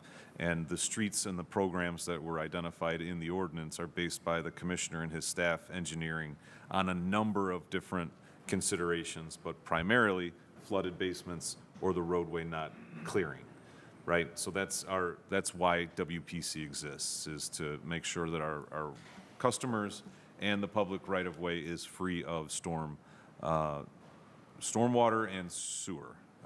So that age, any failures that are identified, the big one is capacity. If there's recent development in the area and we don't believe that the storm or sanitary sewers can accommodate, and also getting rid of the combined, right? So all of those are considerations. The commissioner can talk certainly in more detail, but from a 30,000-foot view, those are the considerations that go into a very, very old infrastructure underground Right. for WPC. We could use a lot more money, but we have to be mindful of our customers' rate. That's great. Yes, those are all, that's a really good explanation, including, right, factors such as capacity, getting rid of combined. Yes. And then the statistical information available about failures and other issues. So, okay. And then I think I had one other question that I might, a little bit embarrass myself on, because having served on this committee, I should know this by now. Where are the WPC charges appear on the Division of Waters bills that go out through the chair? Chairman to the council member, that's correct. It Okay. would be reflected as the local charge. And so it doesn't say WPC, it just says local charge on It the does bill. now. It used to just say local charge. Now it says water pollution control, whatever the words are. Yeah, in most cases, it's the very back of the bill, like the first section, assuming you don't have any of those protection plans. Yeah, so it's either the very top lines of the back of the bill, or if you're in the protection plans, it's just a little bit lower in most cases. Okay, I'll have to go check out my bill. Thank you. I think that's it for me for now, Mr. Chair. I'll yield to other colleagues. Thank you, Councilwoman Spencer. Councilman Mike Polensek. Thank you, Mr. Chairman, my honorable colleagues, and to the director. Couple questions. First of all, to our commissioner, are you still acting or permanent now? I'm still interim. You're still interim, okay. But, you mentioned, and I need to say this at the table, in my time here at the body, the best commissioners that we've had are those that have worked up from the ranks. I want to say that again. The best commissioners we've had are those who worked in the street, worked in the pits, cut grass, did everything we need to do. They were became the very best commissioners. So I hope the administration takes that into consideration as it pertains to ultimately filling the commissioner's position in WPC. And I hope that Commissioner Lopez is made a permanent because he's been very helpful to all of us. Because CP, Water pollution control is the headquarters is in the Garden Spot of the East Side, Ward 8, and But the interim commissioner lives right. in Ward 16. That's right. That's right. So you better even- be lobbying. even- even bigger kudos. Even bigger lobbying. kudos. Okay. But I have a couple questions, and I want to just say this. As of this point in 2024, when looking at the city, what areas, census tracts, zip codes, et cetera, are still experiencing the most severe basement flooding? Is there an area anymore like that? Commissioner? Through the chair to the councilman. No, I wouldn't say there's one specific area. I mean, I know that at one point Lee and Judson and all that area was a problem. Right. We're, with our capital improvement project over there, it has changed the dynamic of that, but I don't think there's one specific area Okay. that we have Yeah. said we got to nail this down. Okay, because I think it's important to know, because I know when I came in, Collinwood had a major problem with basement flooding. I mean, it was incredible what we experienced. But then the Rockefeller Relief Sewer and the Euclid Creek project, and I can go down the list of the things that I know that I sponsored here in my time to address. So I want to tie into that.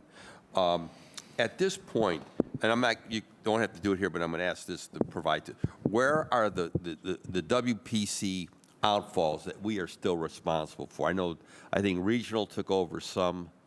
I'd like to, if you could provide to us, on a ward basis, where the WPC outfalls are still at. The test tee program. Do you happen to know how many test tees were installed last year and so far this year? We can certainly get that for you. Okay. Yeah, I can get that for you. And we still are installing them, correct? Yes. Okay. Because that's important as well, especially in the older neighborhoods. The congressional grants, how do we apply for those? Chairman of the council members, so when there is direct congressional spending considerations, our representatives reach out to the city.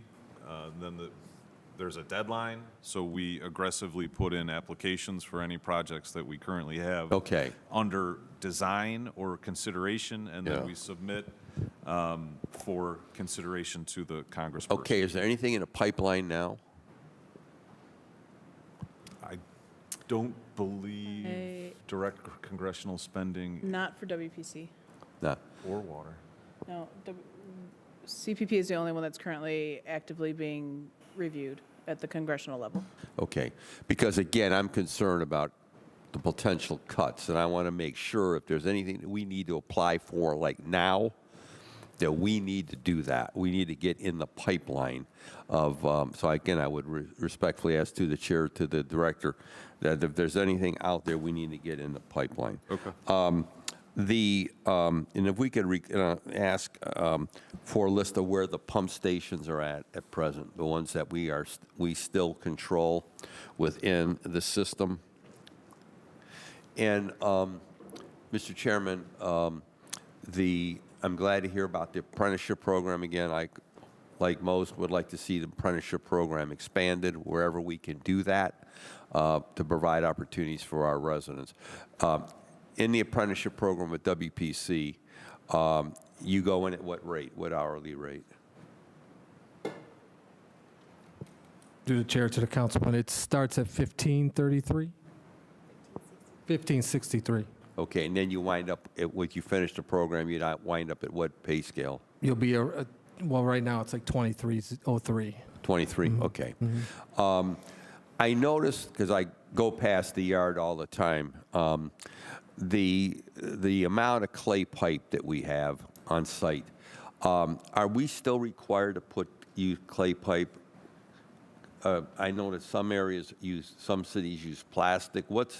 Just briefly, is there a state requirement, a protocol? What's the issue between the clay pipe versus plastic?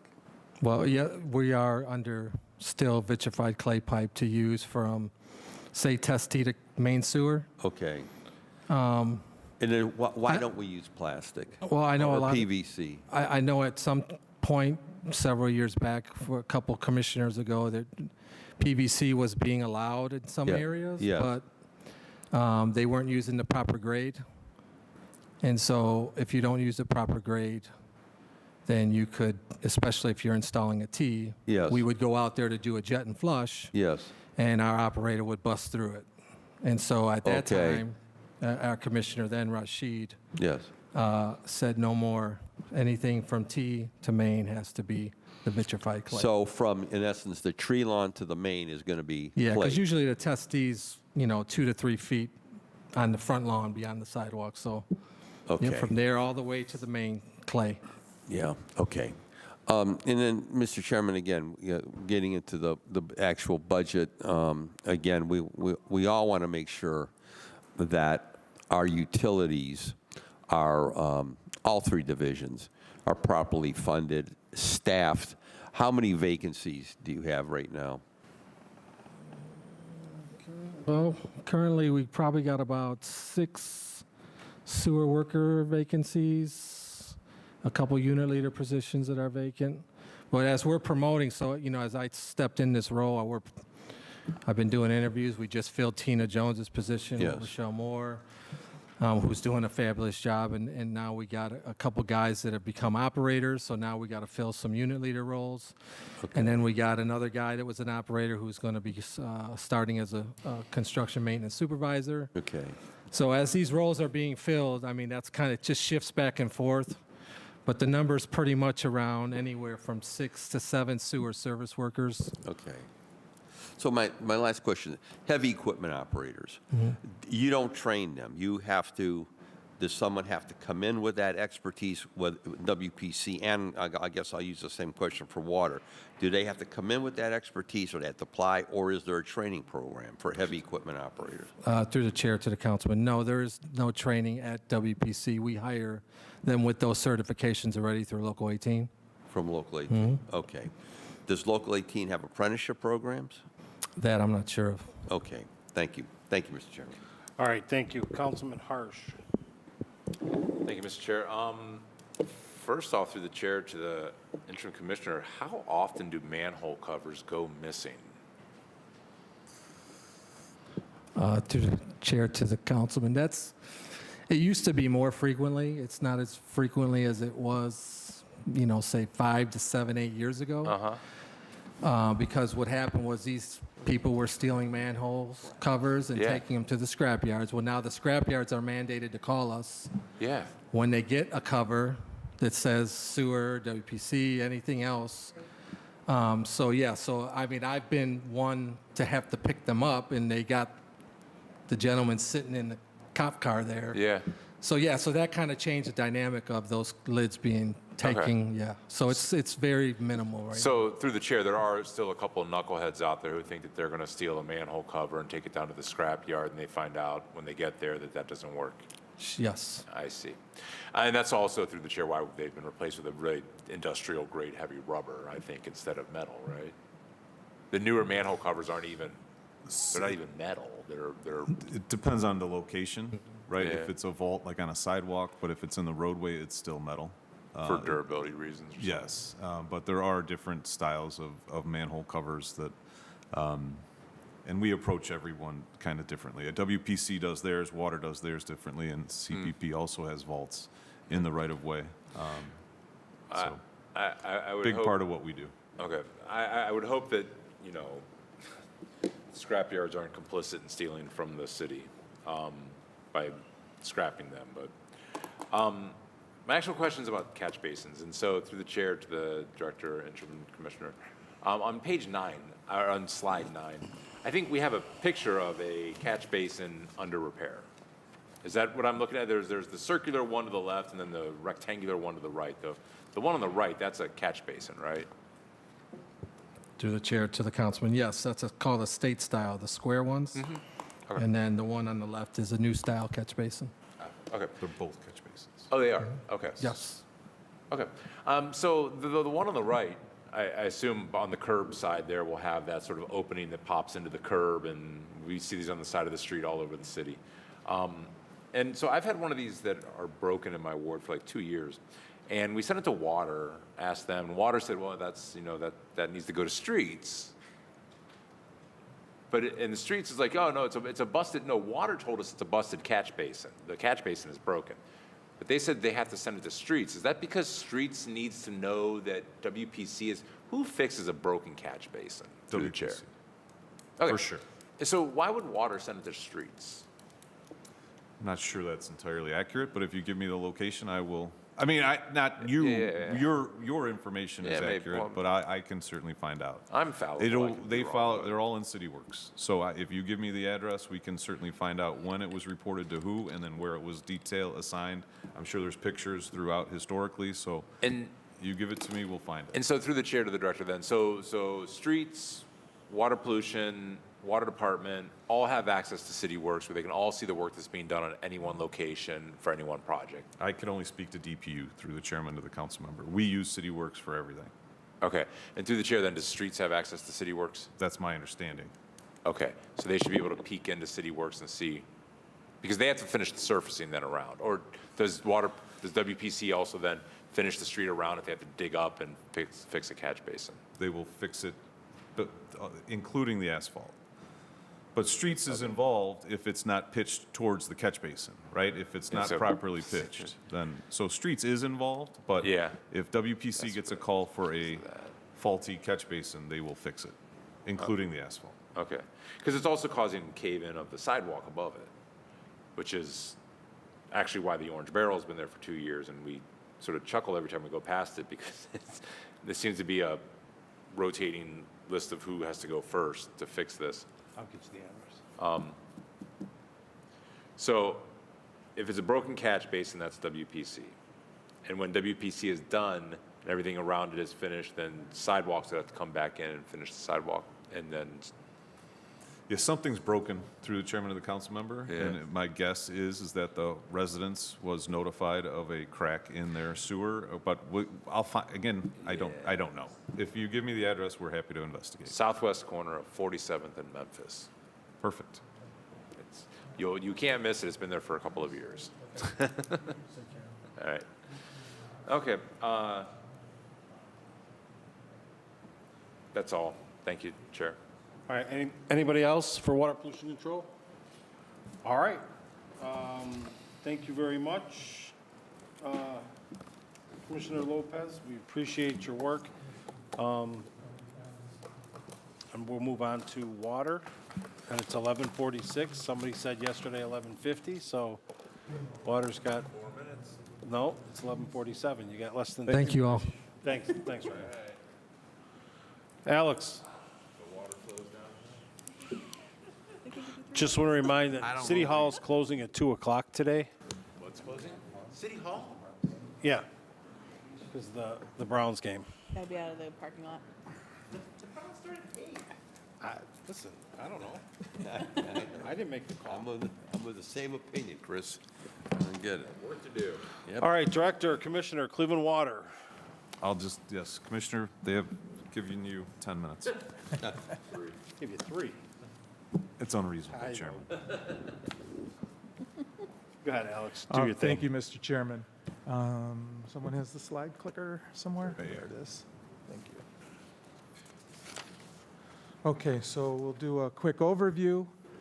We have a few slides to talk about our customer and financial information, and then a couple slides about our operations. First, as the other divisions said, indicated before, we are also an enterprise fund. All of our revenue, or virtually all of our revenue, comes from the rates that our customers pay to us. You see our mission to bring safe drinking water. That's the most important thing we do, is deliver safe drinking water to our customers.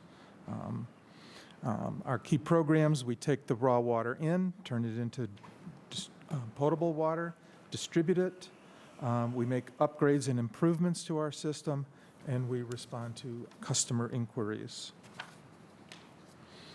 And you'll see a little bit more, but again, we're a major water system serving 69 communities in 5 counties, over 640 square mile footprint We're the 10th largest water system in the United States.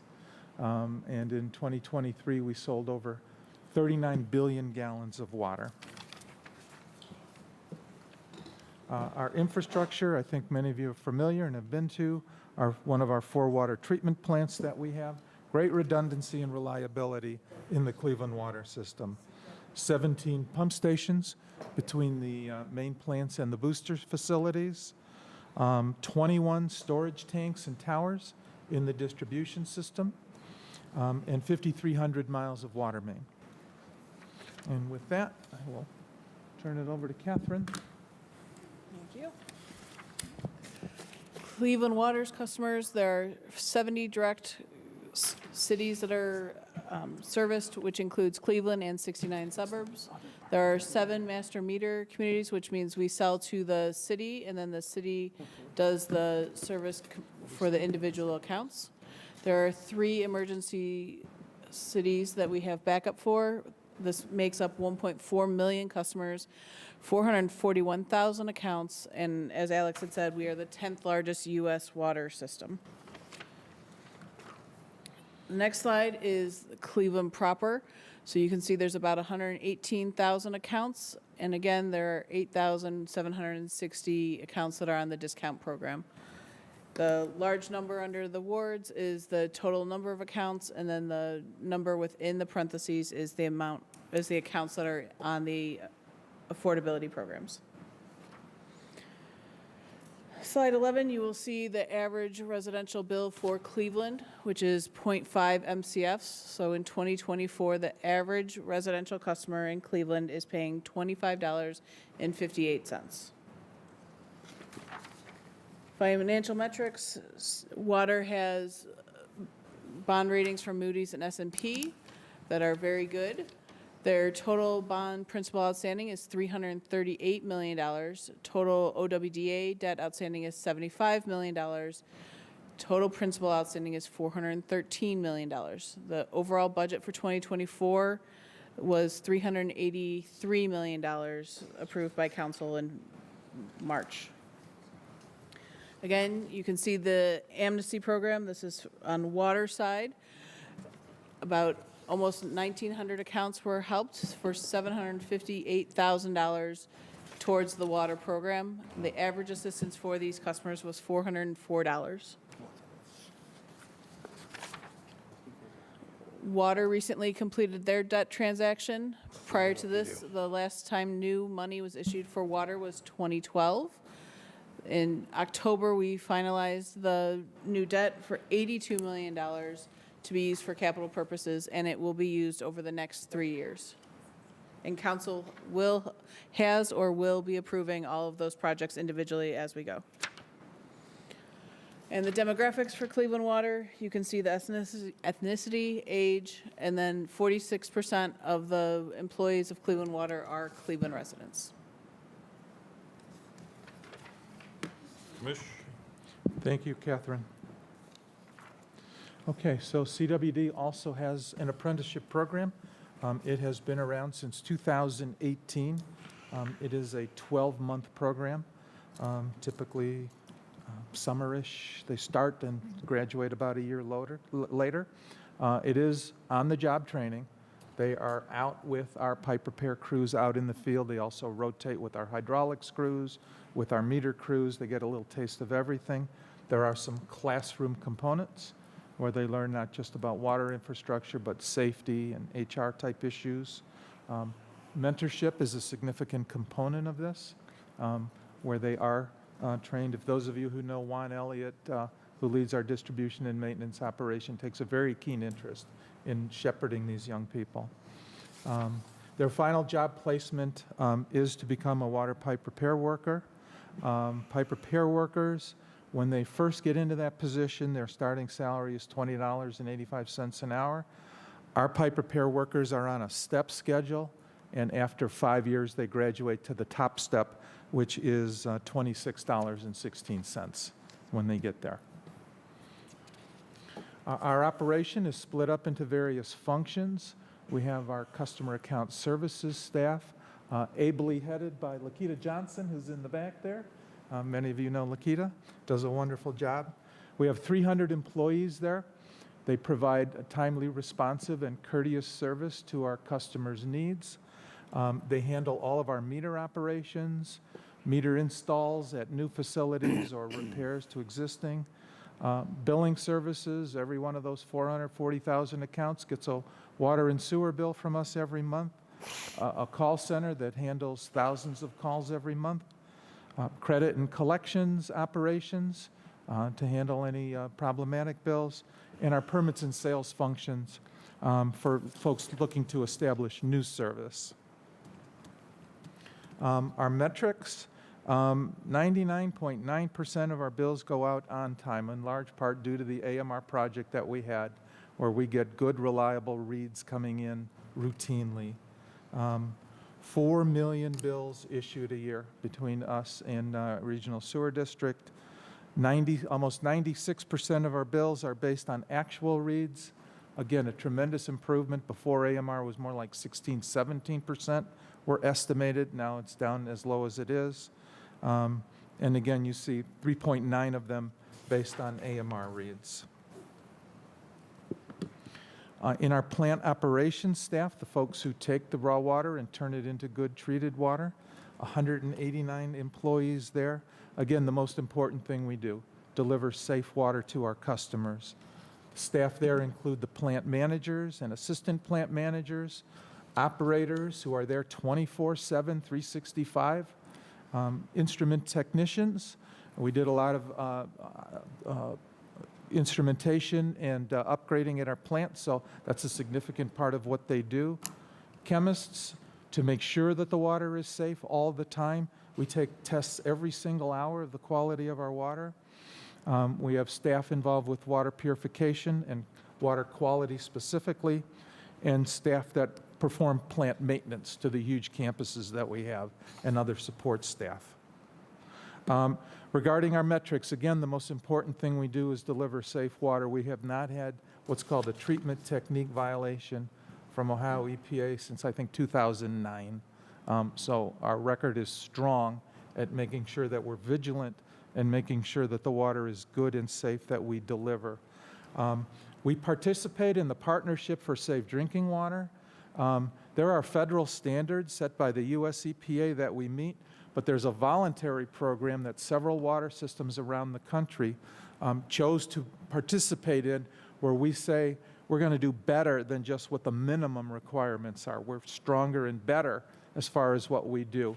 And we have been a charter member of that operation for well over 20 years now. So 3 of the 4 plants are at the second highest level. The Crown plant is at the highest level, and we're working to get the others at the highest level as well. Our distribution, maintenance, and engineering functions. Distribution and maintenance primarily focused on those 5,300 miles of water main to maintain them.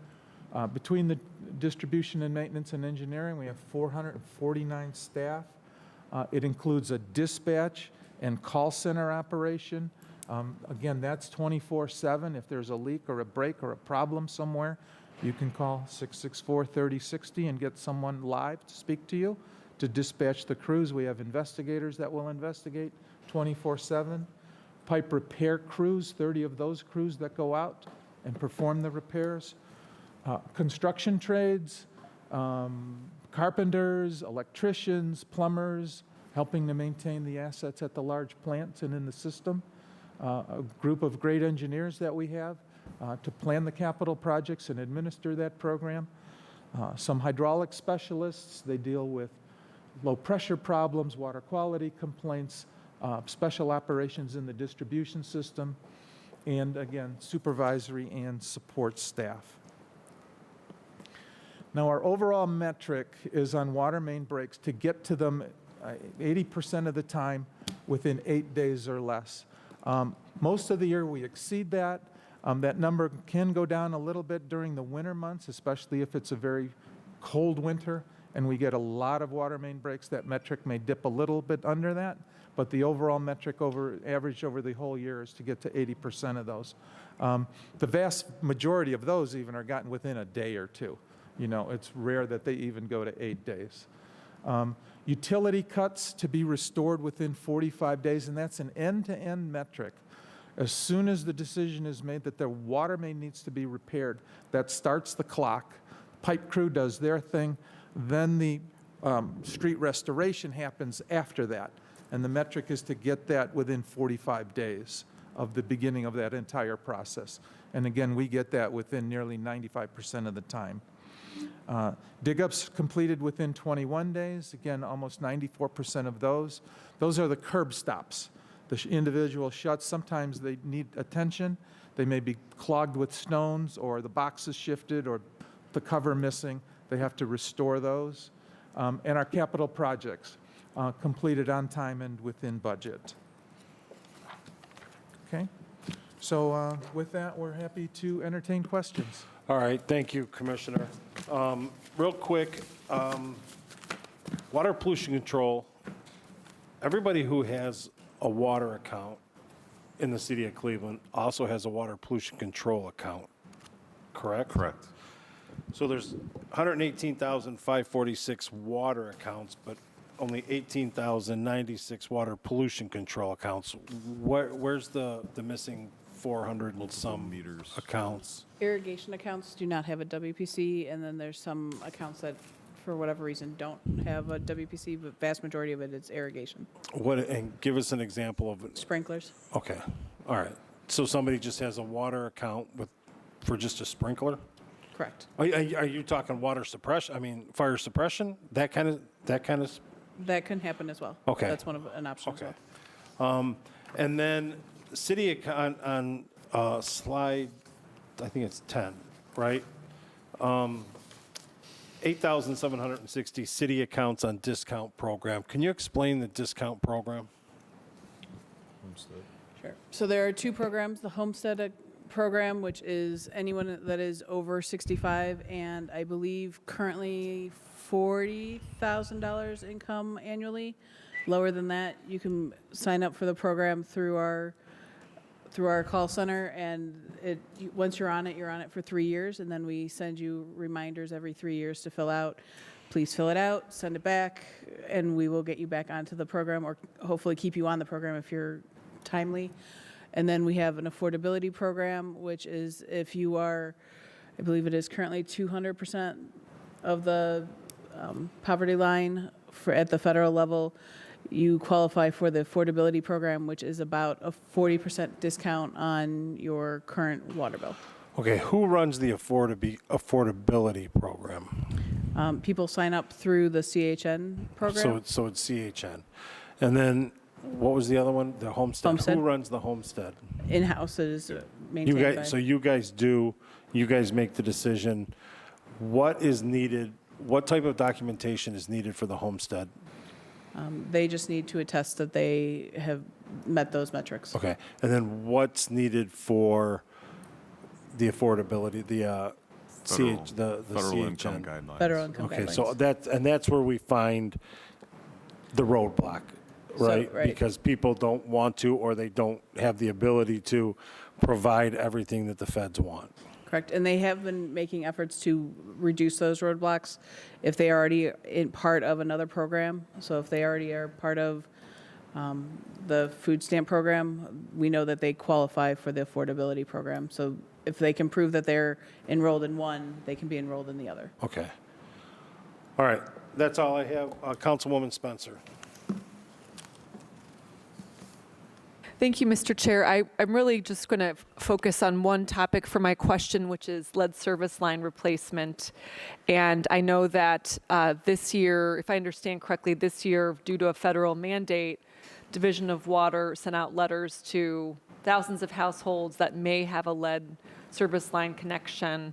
And I'm one of those recipients of the letter, and I thought it was an outstanding, very clear communication received, and I had clear action steps associated with what to do next if you got the letter. But I think it is so important. We are in these discussions about lead safe at the city and the broader lead safe initiative, and I think it is so important to continue, though, to be on message that our drinking water is safe, that it is constantly tested, that there's no risk of lead contamination through Cleveland Water. So I know there's just so much out there about lead right now, and then these letters have gone out, that I just think that's important that council members are on message about repeating the message about the safety of our drinking water. But I did want to ask, because we, last time we talked about lead service line replacement at this committee, it was before the recent elections, and it was anticipated that there would be a huge mandate to continue to replace those lead service lines. I know we have an active program underway now. So my question through the chair is, do we know, as of today's date, to what extent is that program still absolutely guaranteed to be funded? Do we have a sense of what we definitely can commit to doing going forward, not knowing how conditions may evolve with federal funding in the future? I Thank you. think if I could, through the chairman, I'll take a stab at it. But so the funding that we're currently utilizing is through the bipartisan infrastructure law. So that we do have confidence that those funds will be available. The lead and copper rule improvement changes that were made this year, obviously we have to prepare as if that is going to be federal law, right? So we are still putting a lot of time and energy into compliance with that. So regardless of administrations or personalities, I mean, I appreciate certainly council's assistance. We do meet and exceed all federal water quality standards. Like we put a lot into our current treatment process, and we do provide high quality, safe drinking water. But you're right, this is something that we will continue to, for a number of years, have to navigate. But the funding that we are currently working on, we have confidence that will remain for 3 more years. After that, we have to put a plan together to comply with either the new rule or another new rule or whatever the rules are. Obviously, we have to comply, and that usually costs money. Thank you. And so then, great explanation, Director, but through the chair, so we had to clarify, we currently have 3 years worth of funding to remove lead service lines through the Bipartisan Infrastructure Act. 3 years worth of funding. There are grants available that are 49% forgivable that we currently have $60 million on the street. We're hopefully very soon submitting another round of applications for $70 million for the next round. So we're going to continue to be as aggressive as we can be, respecting our customers' dollar, while there are forgivable, but we do not, as of today, have any identified federal funding opportunities beyond the BIL. Okay. But we're all ears. Thank you. And I think it has been there's several projects underway in Ward 15, and I think they've been successful to date, so I appreciate that. Thank you. Good. Councilman Palenzi. Thank you, Mr. Chairman. My honorable colleagues, a couple questions here. Has there been any more discussions with Avon with their utilization or buying water from Cleveland? Chairman, to the council member, not since last we were at the table. Okay. Well, so they're just No. broke off? The Yes. discussions have broke off? Okay. The master meters. I noticed that Lakewood and several other suburbs are master meter accounts. What do we charge on a master meter account? It's in the ordinance. Mr. Chairman, we do, and we have done what's called cost of service analysis. Yes. Where services, a lot of important services, like all the billing that we do for every individual customer, Yeah. maintaining the individual water mains, we don't do those in the master meter communities. They have their own staffs to do Right. all of that. So based on cost of service, they have a lower rate than what the direct service customers provide. I don't know, Catherine? So what are we But it's also charging set by MCF? ordinance. It's in the ordinance that was passed. I don't have it in front of me. Okay. So, but is that constantly reviewed to make sure that we are maintaining our costs? Chairman, to the council member, every time we do a cost of service analysis or a rate ordinance, yes. Okay. So we just supply them water? Correct. Correct. They do all their internal maintenance Right. and And repair. billing. Okay, and billing. And Okay. required by Ohio EPA to make sure that the water that they deliver is safe. So they have to have Okay. water quality So obligations as if well. they have, if there's lead issues in those suburbs, they have to address it. Correct. Okay. The, On that point, Mike, real Yes. quick, do we deliver them clean water? Yes. So, Fully safe when it goes through the meter. so Lakewood has the master meter, right? Correct. So Right. the water we're delivering to Lakewood is clean water. They don't have to, Fully Clean potable, the same as folks immediately outside in Cleveland, next to the master meter, and getting the same water that we're delivering through the meter into Lakewood. okay, Fully but you also potable. said that they're responsible Correct. for the EPA. Yes. But it's really our water that they're just It's our using. water. They're not doing They, anything to it. once it goes through the meter, we do not have control of that water. So Okay. All right. the master meter community, are responsible for water quality reporting to the EPA also. Okay. To make sure there's nothing backflow tainted, Right. something that would happen. Backflow All right, I issues, just- proper Okay. sanitary All right. repair. I just wanted to make They sure. have practices. responsibilities. Okay. okay. The outstanding debt, accounts receivable, what is it right now for water? No, I didn't say it. My apologies. The current active accounts receivable as of September 30th is 54.8 million, and of that, 21 million is over 180 days. It's a lot of money. It is. And what are we doing to collect? So we have resumed the severance process. We Yes. still send the same communications, the door hangers, and that's a big way of how we collect on the accounts receivable. Okay. So again, to the viewing public, whether it be water, whether it be Division of Water, Clean Public Power, Water Pollution Control, as I tell my constituents all the time at neighborhood meetings, if you are delinquent, make an effort to sign up for a payment plan. Do not ignore the bills. Exactly right, Councilman. We want to work with our customers. So do not ignore them, because at some point, there will be a shut-off, correct? If they're too delinquent too long and make no effort to work with us, yes, Councilman. Okay, because the other side of it, there are people in all of our neighborhoods that, are fixed income, low income, who are struggling to pay their bills, but they pay their bills. They Correct. make that effort to pay their bills. So I want to make sure people who have ignored that, because I find so often where I'm really finding these cases where I have these absentee landlords, these limited liability companies, et cetera, et cetera. So I want to make sure that no one is going to get off the hook here just because, they have not paid their water bill. So I want to make that clear.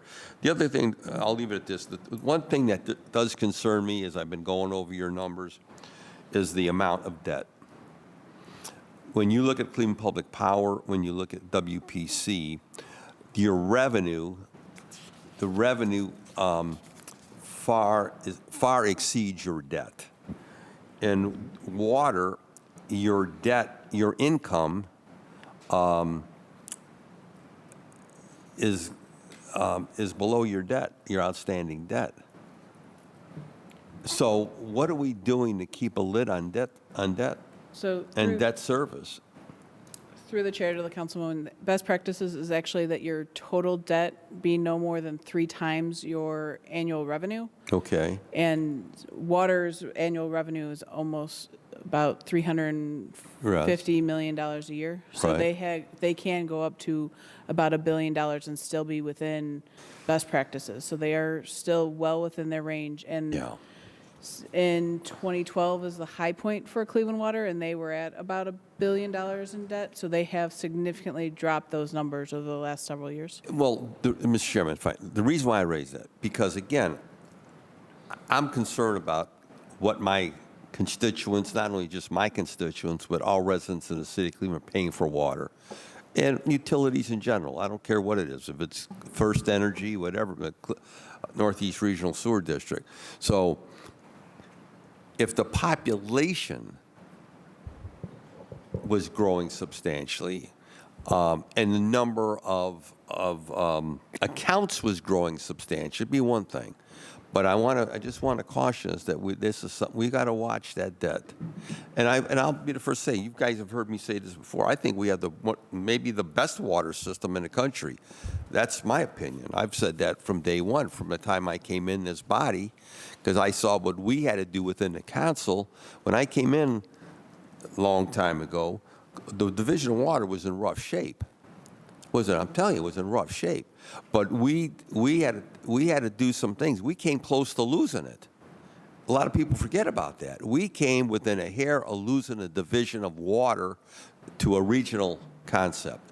And this council, not this present council, but I'm the only one left, we had to do a lot of heavy lifting, a lot of capital projects. We had to do a lot of things to save that system. And we did it. And I just want to make sure that we're always mindful of that we've got to watch that debt. We don't want to increase that debt to the point where our customers have to assume larger bills to cover that debt. If the population was growing or accounts were growing substantially, is another thing. But again, I want to caution all of us, we've got to watch that. Thank you, Mr. Chairman. All right, thank you, Councilman Plinsk. Again, I'll piggyback on that it's not the water that's overly expensive, but it's the sewer. And when we get the phone calls, we need to educate our residents on the difference between Cleveland Water and NEORSD. That's right. The average Cleveland bill is $25 a month, where I don't even know what the average NEORSD bill is. More than that. Councilman Harsh, take us home. Thank you, Chair. I have two main questions, and they're through the chair to the director. They're both kind of going in the opposite direction of Councilman Plinsk. I'm interested in figuring out how to take money away from you. The customer discount programs in the map, I'm looking at this, and the first thing I saw that I have more people signed up for customer discounts in Old Brooklyn than there are in Ward 5, which is central, and that seems wrong. But then I look at the number of accounts, and I've got 9,000, and Ward 5 has 3,000. So I've got almost 3 times as many accounts, and proportionally, then Ward 5 has a higher percentage of accounts on a discount program than I do, and that seems appropriate. And then I think about public housing and apartment complexes and things that would skewer the numbers of households on discount programs. And while I'm thinking about all this, it occurs to me that we know roughly how many households should be eligible for discount programs in Cleveland, because we know about how many households we have at different income levels, and we can plug in what the income requirements are for the discount program. Have we ever put together what percentage of likely eligible households are on the discount program, so that we can have just a straight read? Like, if we know there's X amount that are probably eligible and we've got 75%, we're only really missing 25% of potentially eligible. We have very it's poor. We do a lot to try to get people to sign up. Yeah. And it's hard. And everybody will say the same thing, and no matter which utility we're talking about. But we put a lot of effort into it, but we always need your help. We always need to do better. But discount programs are based on household income. It's not based on rental or ownership. It's the income of the person that has the account. It is, you have to be a homeowner to be in the program. You do have to be a homeowner. So all renters are removed from this. To have a water account, other than the rental, the tenant deposit agreement. So there's, go ahead, sorry. But tenants are allowed to have water in their name. You do not have to be a homeowner to have the water account in your name. They have tenant deposits, but they are not eligible for the affordability programs. Yeah. Is that, through the chair, a decision that is made by this table, or is it made internally to the utility? Internally. Okay. And through the chair, when was the last time we had a robust discussion about that type of decision? Through the chair, regularly. We do it very regularly. It used to be the case. It used to be the case that landlords had to keep water in their name because water was necessary for a property to be habitable, and in order for them to rent it, they had to ensure there was water. And we have gotten away from that, and more landlords are pushing the water responsibility onto their tenants and telling them to set up tenant accounts. And I see it with my own 2 eyes every day. But they're not eligible then for the discount program because they're not the owner. Correct. Yeah.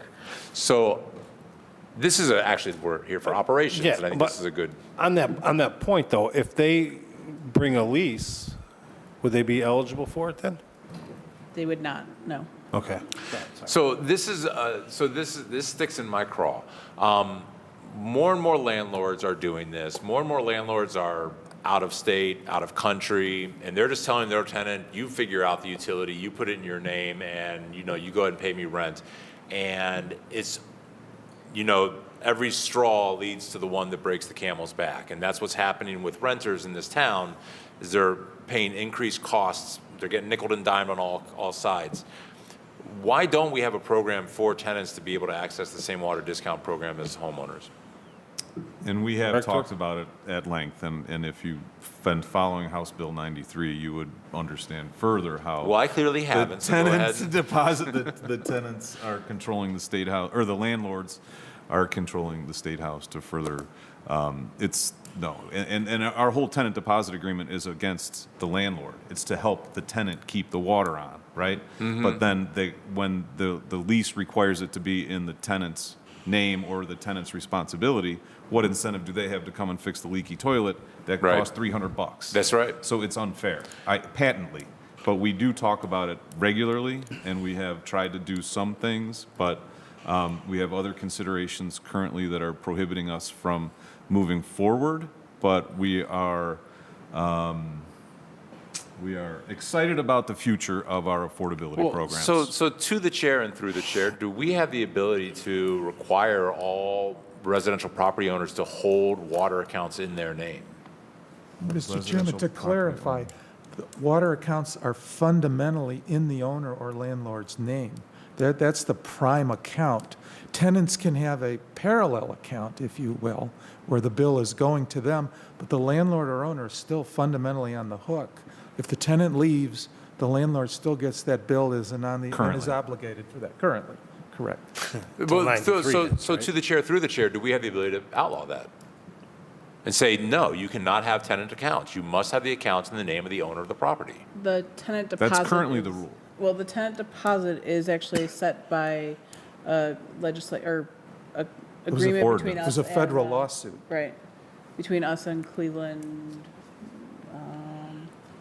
Whoever they are. As the director pointed out, there was a federal lawsuit's case in years ago to protect the tenants. So if When a- landlords wouldn't pay the water. when landlord wouldn't pay the bill, the tenant could set up their own parallel account, and if they kept current, we wouldn't shut them off.